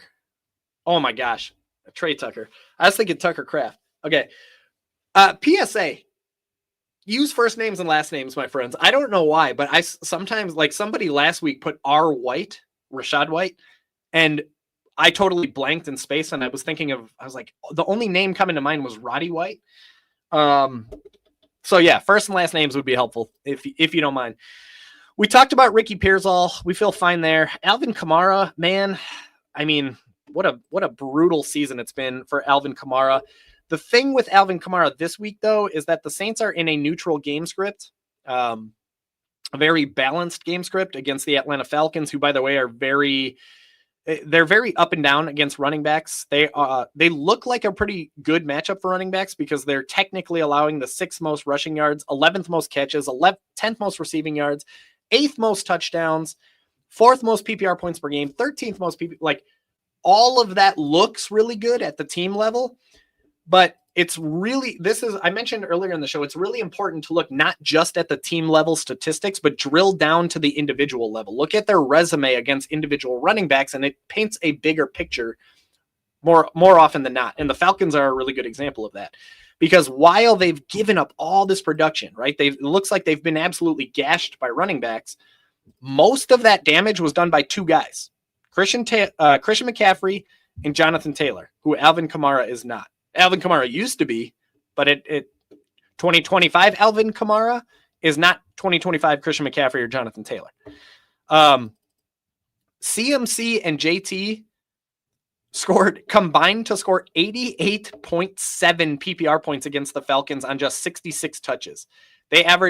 Those two alone averaged 1.34 PPR points per touch against the Falcons, but 28 other running backs combined against Atlanta this year have scored 0.76 PPR points per touch. Not nearly as mouthwatering of a matchup as it looks like. Just 9 running backs in 10 games have been able to reach 10 PPR points, despite 13 of them handling 10 plus touches. Just 4 of them have been able to get to 15. Now, on the bright side, all 4 of those guys have been within the last 5 games, suggesting the Falcons are bleeding a little bit. But like, don't look over here. Where's Falcons Saints? Don't look over here and see, oh man, Falcons are allowing the 4th most PPR points per game. This is a great matchup for Alvin Kamara, because you dig into the individual level and it's not as pretty as it looks. Okay. Trey Tucker. Look, man, ultimately this Browns-Raiders game is one that we want to avoid more than it's one that we want to target. We talked about the over-under. We talked about the projected team totals. This game just projects as a just nasty slugfest. And then you got the Cleveland Browns holding enemy wide receivers to the 7th fewest PPR points per game. You're going to see, I would eliminate Tucker from this conversation because Alvin Kamara is theoretically going to provide a higher floor just based on his touch potential. Like, he should rack up plenty of touches in that game. Ricky Pearsall is going to offer more of a ceiling in a game that could be a shootout. He has a tough matchup just like Trey Tucker does, but he's playing on Ricky Pearsall is playing on a team that's projected to score 28 points, where Trey Tucker's projected to play on a team that's, oh my God, Trey Tucker is playing on a team that's projected to score about 10 fewer points than the 49ers. So more touchdown opportunity for Ricky Pearsall. So I'm going to say if you're going for ceiling, Ricky Pearsall. If you're going for floor, Alvin Kamara, and Trey Tucker is not an option. Okay. Hope that helps. All right. Man, oh man.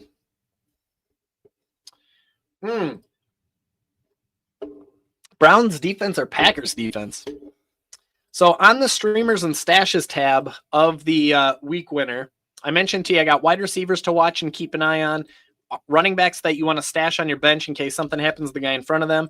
Quarterback streamers, by the way, I'm loving Jacoby Brissett this week. So KJ, I know I was able to get to one of your questions earlier, so hopefully you can understand. I'm just trying to get to everybody here. You mentioned, I'm not particularly bullish on Sam Darnold here. The Seahawks might not even throw the ball 30 times. Jacoby Brissett, on the other hand, love him. I'd probably go Jacoby Brissett there without digging into the details. Coming back to this, though, tight end streamers, if you're in a pinch, need to grab somebody off tight end. By the way, it's Mike Gesicki week. Shout out to Derek Devereaux for helping me remember that on Saturday when I clocked back in. If you need a kicker, we've been working on a kicker research project since week 1 of the 2024 season that pretty accurately predicts. It helps predict kickers that are going to score 11. That's the number, 11 or more fantasy points in their upcoming game. I'll keep that proprietary, right? I want to keep it fair to the people that support Basement Brood Fantasy Football that pay $2.99 to access that research, but we can help you with kickers. I'll just say that. And then defense. Ultimately, let me just resort this real quick because I forgot I updated these spreads right before the show. The Browns are on this because they're going against the Raiders. Raiders projected to score 19.5 points, but man, the Packers against J.J. McCarthy. I don't know if you guys have been watching the Vikings game. J.J. McCarthy is somebody I was not high on coming into the NFL, and I have rookie write-ups, receipts to prove it in case anybody thinks I'm full of it. But it's been bad, and ultimately the Vikings are projected to score just 17.5 points. There's a lot of fantasy implications baked in to such a low projected total. Like, think about it. If a team is projected to score, the Vikings are what, bottom 4 on the slate this week? Like, they're expected to be a bottom 4 scoring team. There's a lot of fantasy implications baked into that. Interceptions, sacks, lack of touchdowns, all of the things that score points in fantasy football are baked into a low implied total. Okay. So I'm going to go with the Packers here. And it's not because I'm team go Pack go. It's because it makes sense from a fantasy football standpoint.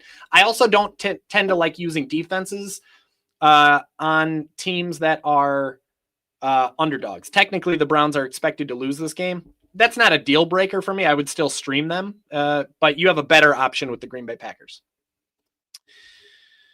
All right. Earlier, so way back in the beginning of the show, I started this episode off with a question on something I saw on social media the other day that asked if your significant other, whether that's your wife, your husband, your girlfriend, your boyfriend, whoever, if they had 50 opportunities to shoot an NBA distance 3-pointer, and if they make it, they just make one of those 50 shots, you win $10 million. But if they miss all 50 shots, that is the end of the road of your life as you know it. You're in the grave. People are attending your funeral. That's the question. And I asked everybody at the beginning of the show, would you take that bet? Jeff Rogers goes, no. Scott says, no bet. I don't want my life riding on someone else. That's fair. I like that. Magdi says, heck no, she ain't hitting nothing but air. I love it, man. Yeah, I joked yesterday that I'm not 100% convinced my wife wouldn't miss all 50 shots on purpose. Okay. Anyway, so if you're just tuning in and you missed that, drop your answer in the comments. I want to know if you would take that bet or not. If it was like a regular 3, like a high school 3, I would take that bet all day. My wife would drain one of those probably within the first 10 shots, but NBA 3, I just don't know if she's got the oomph for that. All right, back to it. Here we go. John Turner, tons of buys this week. Yeah, man, it's brutal. Tons of buys this week in a deep league. Parker Washington, Darius Slayton, or Chris Godwin. I'm with you, my brother. I have one dynasty league that I'm in. It's a salary cap dynasty, so I'm all out of salary. It's basically all wrapped into my starters. Like, I have a loaded starters, but I don't have a lot of depth. My wide receivers in there are Jamar Chase and Drake London. There are 2 of them. I have Jamar Chase, Drake London, and DK Metcalf, but 2 of those guys won't play this week. Running backs over there are Devon Achane, who's on bye, Omarion Hampton, who's on bye/IR. I also have Kamani Vidal. So I'm with you, man. We're hurting this week in particular. But I just tweeted yesterday 4 sleepers to consider for this week. And one of those names was this fella right here, Darius Slayton. Again, I'm trying to keep this rapid fire, so I won't dig into all of these details. If you want to know what I'm thinking about Darius Slayton, A, you can just purchase the week winner, or B, head over to my Twitter at BBFF Mikey. Again, I'm really trying to grow my following over there, so come hang out with me at BBFF Mikey. Give me a follow over on Twitter. But literally just yesterday, it's pinned in my profile right now. 4 sleepers for the week. Darius Slayton is in there. The TLDR, I also tweeted a joke yesterday that Jameis Winston plus Darius Slayton has got to be the grossest, ugliest, most perfect match made in heaven. Like, Darius Slayton's play style and his role in the Giants offense mixed with Jameis Winston's play style and his YOLO ball tendencies, especially, by the way, in a pass-heavy game script. I mean, the Giants are projected to lose by 13 points in this game to the Detroit Lions. Theoretically, the Lions should boat race the Giants, right? So if that happens, last week, Jameis Winston threw less than 30 passes, but they were also annoyingly, as a Packer fan, they were annoyingly competitive with the Packers. It was a balanced game script. They played neck and neck with Green Bay all game. This game, Detroit projects to just boat race and steamroll the Giants. And if that happens, Jameis Winston's going to have to throw the ball more than 29 times. We're looking at possibly 40-plus pass attempts. And if there's one thing we know about, I wrote this in the week winner, if there's one thing we know about Jameis Winston, it's that he is willing to YOLO ball it and just fling it all around the field, especially in a game where he's going to throw the ball 40 plus times. And then you take that plus Darius Slayton's play style, and it's like this nasty, gross matchup made in heaven. They're perfect for each other. They really are. I mentioned if there's one thing we learned about Jameis Winston over the years, it's that he's willing to YOLO ball it, chuck passes to his pass catchers. 3 of the 4 most heavily targeted seasons of Mike Evans' career, by the way, came with Jameis Winston at quarterback, including both of his most highest targeted seasons. Jameis Winston didn't hesitate for a second to just throw it at Big Mike, even if he was covered. Mike Evans' career high in catches, that was with Jameis Winston. 3 of his 5 highest yardage outputs, Jameis Winston. By the way, the best year of Chris Godwin's career in terms of touchdowns and yards, Jameis Winston. So somebody in that Giants pass catching core is going to be force-fed opportunities. Wan'Dale Robinson is certainly in the mix. Theo Johnson is in the mix. But Darius Slayton is very, he's boom or bust as a wide receiver as it is. But this is the type of environment. It's a very pass-heavy environment with a pass-heavy quarterback and a mediocre at worst matchup. This is a boom environment for Darius Slayton. It's a good spot to use him if you're in a pinch. If you do have tons of buys and you need to throw somebody in your lineup, Darius Slayton's in a great spot. Parker Washington, I'm not as bullish on. The game environment's fine. The Jaguars are expected to score a good amount of points. The Cardinals are a mediocre matchup. There's nothing that's scary about them. It's just Parker Washington is getting plenty of playing time and opportunity, but he's not necessarily doing all that much with it. He's played in 6 different games this year with 50 or more offensive snaps, but he's averaging just 8.4 PPR points and on 6.8 targets per game. He scored fewer than 8 in 3 of those games, 10 to 12 in 2 of them, and then he roped in a high of 17 points back in week 9. There's just not anything here that's like, oh yeah, we got to get Parker Washington in the lineup. Brenton Strange is coming back. He should be involved in the passing game. Jacoby Myers should get more and more and more involved as the season goes on. And then Chris Godwin is probably going to be on a snap count. So for me, I'm going Darius Slayton here just based on the upside that he brings to the table in an environment where Jameis Winston might throw the ball 40 times. Okay. Hope that helps. All right. Todd wants to know 3 wide receiver league. Michael Wilson, man, what a week he had. Devontae Smith, Nico Collins, Tez Johnson, Christian Watson. Whew, this is going to be a tough one to rapid fire. This is one that usually would take me like 20 minutes, but we that's not an option here. So we got to find a way. Todd, like I said, I'm going to rapid fire this one. I apologize that I can't dig into the full process that I usually do. It's already those 2 hours usually fly. I do have to sign off no later than 13 minutes from now. So we're going to rapid fire here. If you want more details, you want more access, just scoop up the week 12 week winner. I promise you've spent $3 on worse. I promise you've spent $3 on worse. I promise you your league mates are spending more money on worse resources. Or I shouldn't say that. They're not spending money. They're using free resources that are worse than what you're looking at here. All right.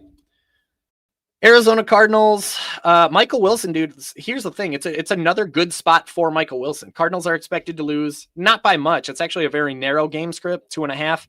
The matchup is fine. Jaguars 13th most PPR points per game. That's not like mouth-watering, but it's certainly not scary. That's an above average matchup for Michael Wilson.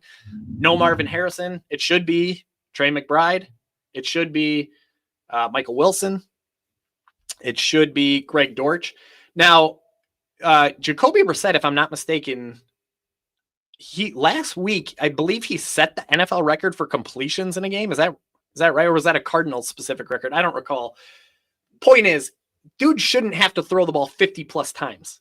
Throwing the ball 50 plus times makes it easy for a guy like Michael Wilson to rack up 18 targets. Is he going to do that again here? That shouldn't be the case, although still no Trey Benson, no Amari DiMercado. Their running backs are going to once again be Bam Knight, Michael Carter. Maybe they will have to throw it 50 times. It's a fine spot for Michael Wilson. There's going to be plenty of targets here. So Nico Collins is not going to be an option unless you already started him, because that game was on Thursday. So that matters, obviously. Devontae Smith, lock him in. Lock him into your lineup. Anybody playing against the Dallas Cowboys, Dallas is allowing the second most PPR points per game to wide receivers. They get smashed by wide receivers on a weekly basis. This game could shoot out 47.5 point over under. Devontae Smith is locked in. He'd be my favorite out of these options that you're presenting. Tez Johnson is fine. What's working in his favor is that it should be a pass-heavy environment for the Bucs. They're 7-point underdogs. They should, Baker's going to have to throw 30 plus, maybe 40 plus times. The matchup isn't scary. Very mediocre against the Rams. Chris Godwin's back. He's going to be on a snap count. I'm ultimately not that worried about Chris Godwin. I would definitely take Michael Wilson and Devontae Smith over Tez Johnson.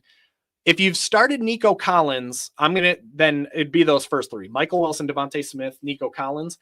Christian Watson is fine. He's starting to emerge as a bigger threat in the Packers passing game.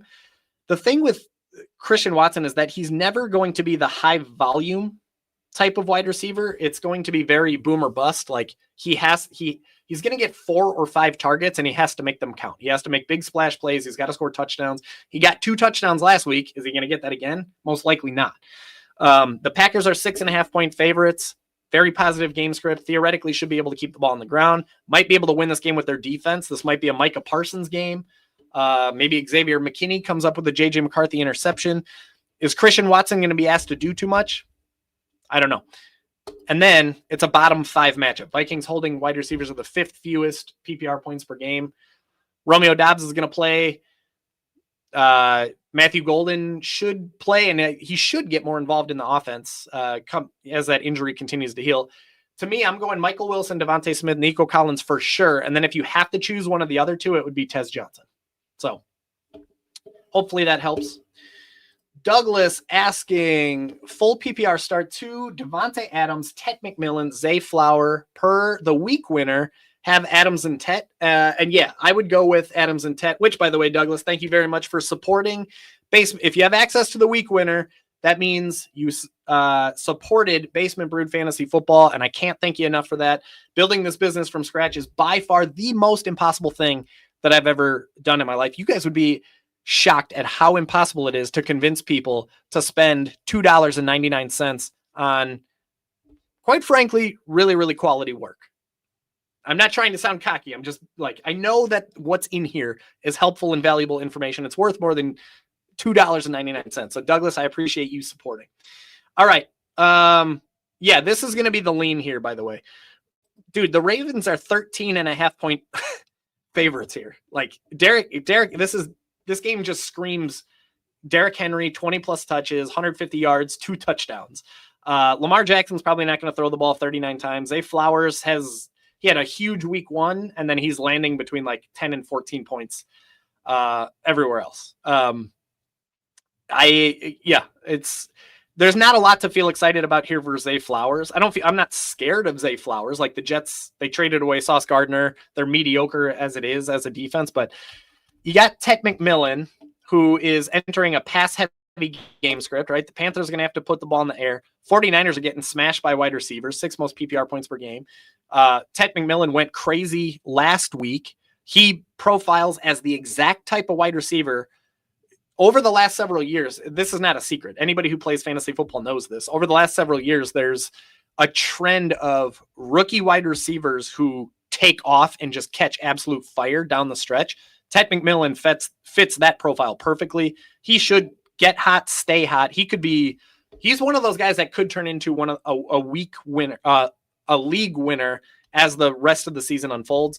And then you got Devontae Adams, who, by the way, this dude is still not playing at his ceiling. He's already a wide receiver 1-2, and he's not playing at his ceiling because he's catching roughly 50% of the targets that he's getting. He's getting 8+ targets per game, and he's only catching 4 or 5 of them.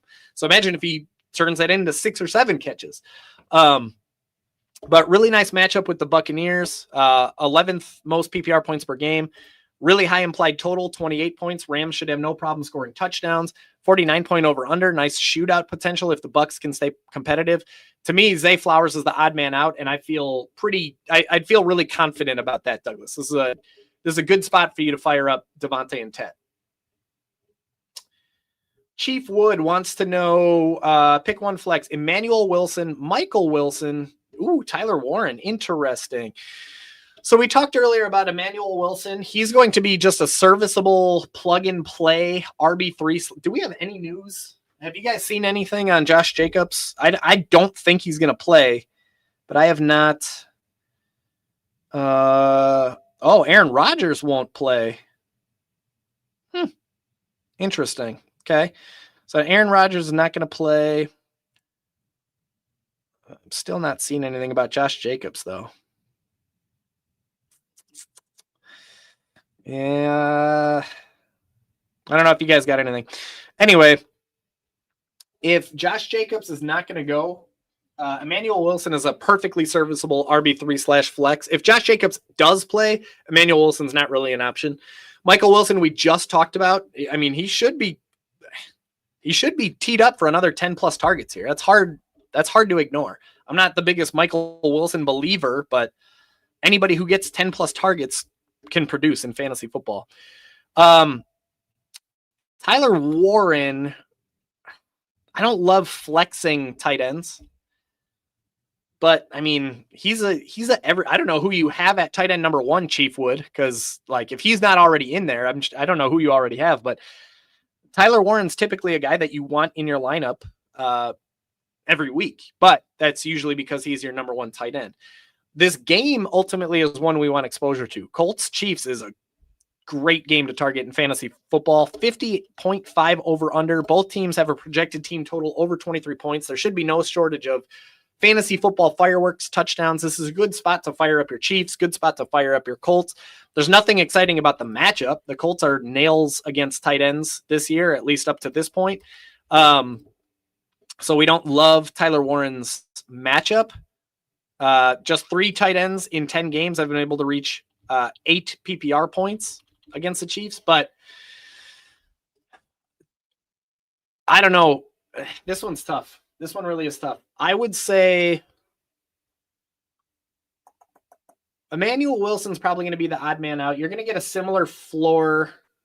Well, if you're going for the high floor, high projection of touches, Emmanuel Wilson is a pretty good bet for 15 plus touches, assuming Josh Jacobs sits. Michael Wilson's a good bet for 10 plus targets. Tyler Warren should have every opportunity to continue to do his thing. But Tyler Warren's going to offer the upside just based on being in that shootout. So I'll say, Chief, if you're going for the upside, you could throw that dart at Tyler Warren. If you're going for the floor, you could throw that dart at Emmanuel Wilson. And if you're going for a combination of floor plus ceiling, that's probably Michael Wilson. Michael Wilson's a good bet for 10 plus targets. That alone creates a nice floor and a nice ceiling. Again, if you want more details, you want to dive into the whole process, scoop up the Week 12 Week Winner, $2.99, all of the details, all of the data you could possibly need. It's all in there. All right. What do we got next? Man, y'all came with the heat today. I like it. Are any of Tony Pollard, Kyle Monangai, Jordan Mason droppable to stream? And if so, for who out of Parker Washington, Christian Watson? I mean, all of them are technically droppable just based on your league and the size of your league, the size of your roster, scoring settings, all of those things matter. I will tell you, Kyle Monangai is a guy I wouldn't want to drop. We already know he can be a high-end RB2 if anything happens to DeAndre Swift. Tony Pollard, we know what he is. I mean, at absolute best, he's an RB3/flex. I've actually dropped him in a few leagues where I know he won't. Like, the question to ask yourself here as SVG is there a realistic scenario outside of a gluttony of injuries? Is there a realistic scenario where Tony Pollard is in your starting lineup? And if not, go ahead and throw him back to the waiver wire pool. Jordan Mason isn't somebody I would want to drop. Aaron Jones, 30-year-old running back. If anything happens to him, we know Jordan Mason's going to be the guy. It hasn't been pretty, but there's always that volume potential there. Parker Wash, I mean, Yosvash, I mean, I know the opportunities there, but he's flopped in those opportunities in the past. Juwan Johnson, Saints Falcons, that game is going to be a low scoring game. Falcons tough on tight ends. I don't love him. Parker Washington is probably the best bet out of all of the names that you've listed. So I'd be fine with streaming him over everybody. And if you're going to drop somebody, I guess my drop would be Tony Pollard, assuming, here's the thing, Tony Pollard is going to give you the most instant volume off the bat, but he's playing at his ceiling right now. Like, it's not going to get better for Tony Pollard, where it could get better for Kyle Monangai and it could get better for Jordan Mason if something happens to the guy in front of them. Okay. Z Smitty says, made a buzzer beater trade last night with 2 minutes left on the deadline, traded Aronde Gadsden for Brian Thomas. I have Brock Bowers. Love that. Thoughts? Love it, dude. If you already have Brock Bowers, there's nothing you're what are you going to do with Aronde Gadsden? Maybe flex him from time to time. It's a 10-man, guys like Loveland, Odden, et cetera, on waiver. Yeah, you're not going to need those guys anyway. You got Brock Bowers. You go ahead and get Brian Thomas. I mean, if he can get healthy, like, you just got yourself a nice wide receiver stash for a guy that's theoretically just a bench play for you, right? I like it. Good job. All right. Mighty Bouch wants to know Genty or Walker in PPR, then JMO, Roma Dunze, AJ Brown, already starting Higgins, T-Mac, and Pickens. Worried about Higgins shadow coverage from Christian Gonzalez. I wouldn't worry about T. Higgins, any shadow coverage. Joe Flacco don't care. Joe Flacco don't care about Christian Gonzalez. If Joe Flacco's throwing the ball 40 plus times, T. Higgins is getting 15 or more of those. Like, could Christian Gonzalez intercept one or more of those? Absolutely, but that doesn't hurt T. That hurts Flacco. I wouldn't worry about that. Genty or Walker, dude, this is a Kenneth Walker smash spot. The Seahawks are, I know it's been ugly for Kenneth Walker, but the Seahawks are 2-score favorites. That, like, they should run away with this. Very positive game script. They should be able to keep the ball on the ground. Titans giving up the 9th most PPR points per game. Seahawks expected to score a ton of points, 26.5. This is a really good spot for Kenneth Walker. I'm fine with taking a flyer on him over Ashton Genty. And then you got JMO, Odunze, or AJ Brown. Oh my God. Same thing. AJ Brown, terrifying season. Like, it's been so ugly, but you guys, the Cowboys, I can't emphasize this enough. They are so bad against wide receivers. So bad. Like, this game could shoot out 47.5 point over under. Eagles have a really nice implied total of 25.25 points. Cowboys giving up the 2nd most PPR points per game.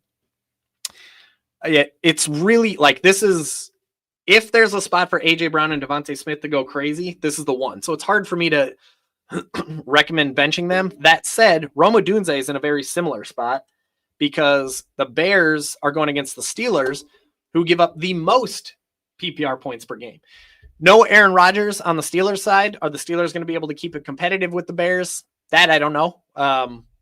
So Roma Dunze is going to, and then you got Jamison Williams, who knows Sam Laporta. He's a locked in top 2 option for the Lions moving forward. However, and he's got a good matchup with the Giants, and the Lions are expected to score a ton of points. Their projected team total is 32 right now. That is insane. That's almost 5 touchdowns projected. You never see that. This is the issue, is that the Lions they're expected to just run away with this one. Boat race, steamroll the Giants. 2-score favorites. Theoretically, this projects as a type of game that David Montgomery and Jahmyr Gibbs rack up 30 plus touches. Jared Goff throws less than 30 passes. Is Jamison Williams going to get the volume? Ultimately, Mighty Bouch, this is a really good problem to have. Like, this feels like a can't go wrong type of opportunity.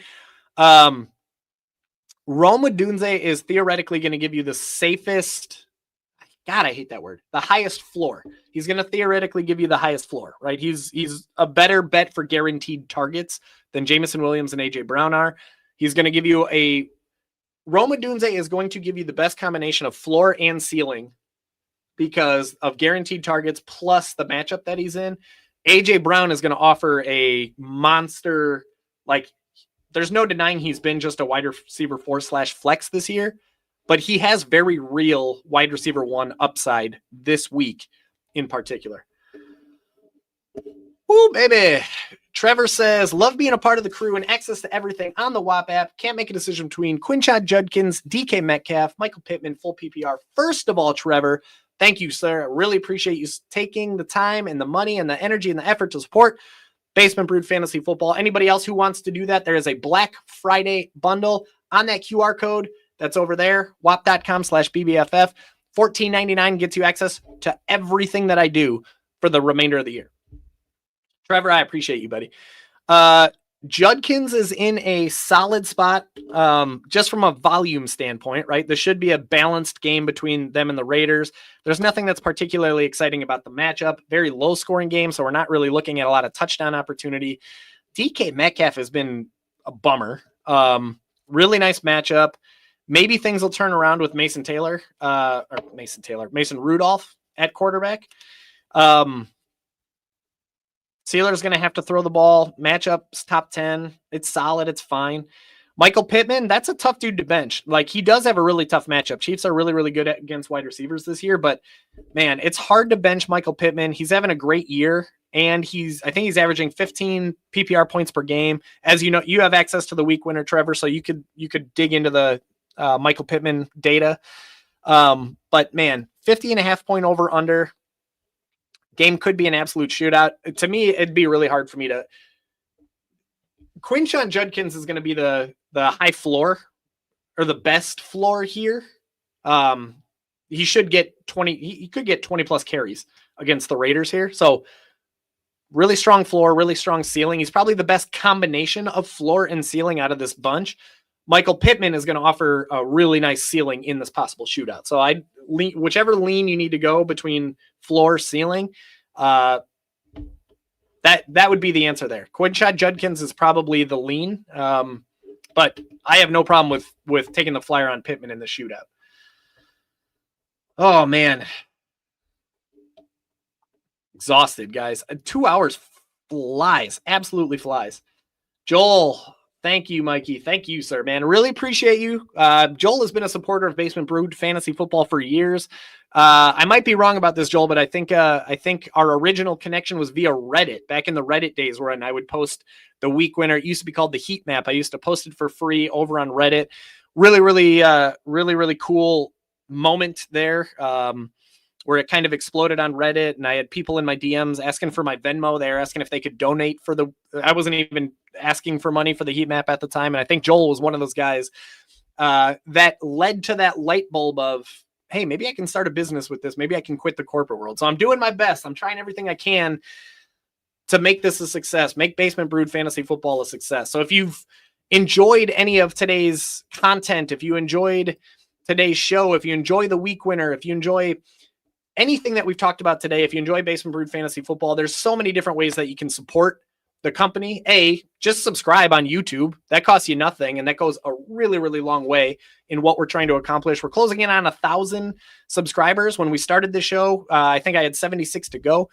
I'm also trying really, really hard to grow my Twitter following. I'm being much, much more intentional and active over on Twitter, or I guess it's X now. I'll probably just always call it Twitter, at BBFF Mikey.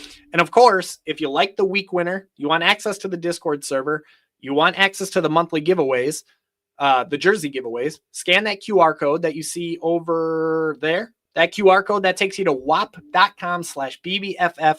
Like I mentioned, we have a Black Friday bundle going on from now until this time next week. That's going to get you every week winner for the rest of the year. Week 12, week 13, 14, 15, 16, 17, wild card, division round, conference round, Super Bowl. It's going to get you access to our jersey giveaway. Our next one is literally next Sunday on this very show, 8 a.m. next Sunday. That's going to be November 30th. And then it's also going to get you access to our Discord server, where we have 124 and counting fantasy football players hanging out, talking ball, helping each other dominate, talking DFS, betting, fantasy basketball, baseball, tennis, golf, all of the above. So unfortunately, guys, that is all I have time for today. I know there's a ton of comments and questions that I missed. I'm really sorry that I couldn't get to all of them. I tried 2 hours, but I do have some family obligations that I got to get to here. So if you tuned in, you appreciated today's content and conversation, it would do me a huge solid if you smash the thumbs up, smash that like button, give me, or smash that subscribe button on the BBFF YouTube channel. And of course, if you have any questions and I can slide into Discord and help you out over there, or just scoop up the week winner, week 12, that's going to be all that I have for you guys today. Come hang out with me all week long over on Twitter at BBFF Mikey. Come back for next week's show, Sunday, 8 a.m. Central, right here on the Basement Brood Fantasy Football YouTube channel. That's all I got for you guys. Good luck in week 12. I will see you guys on the fantasy football field. Cheers. This brew's for you.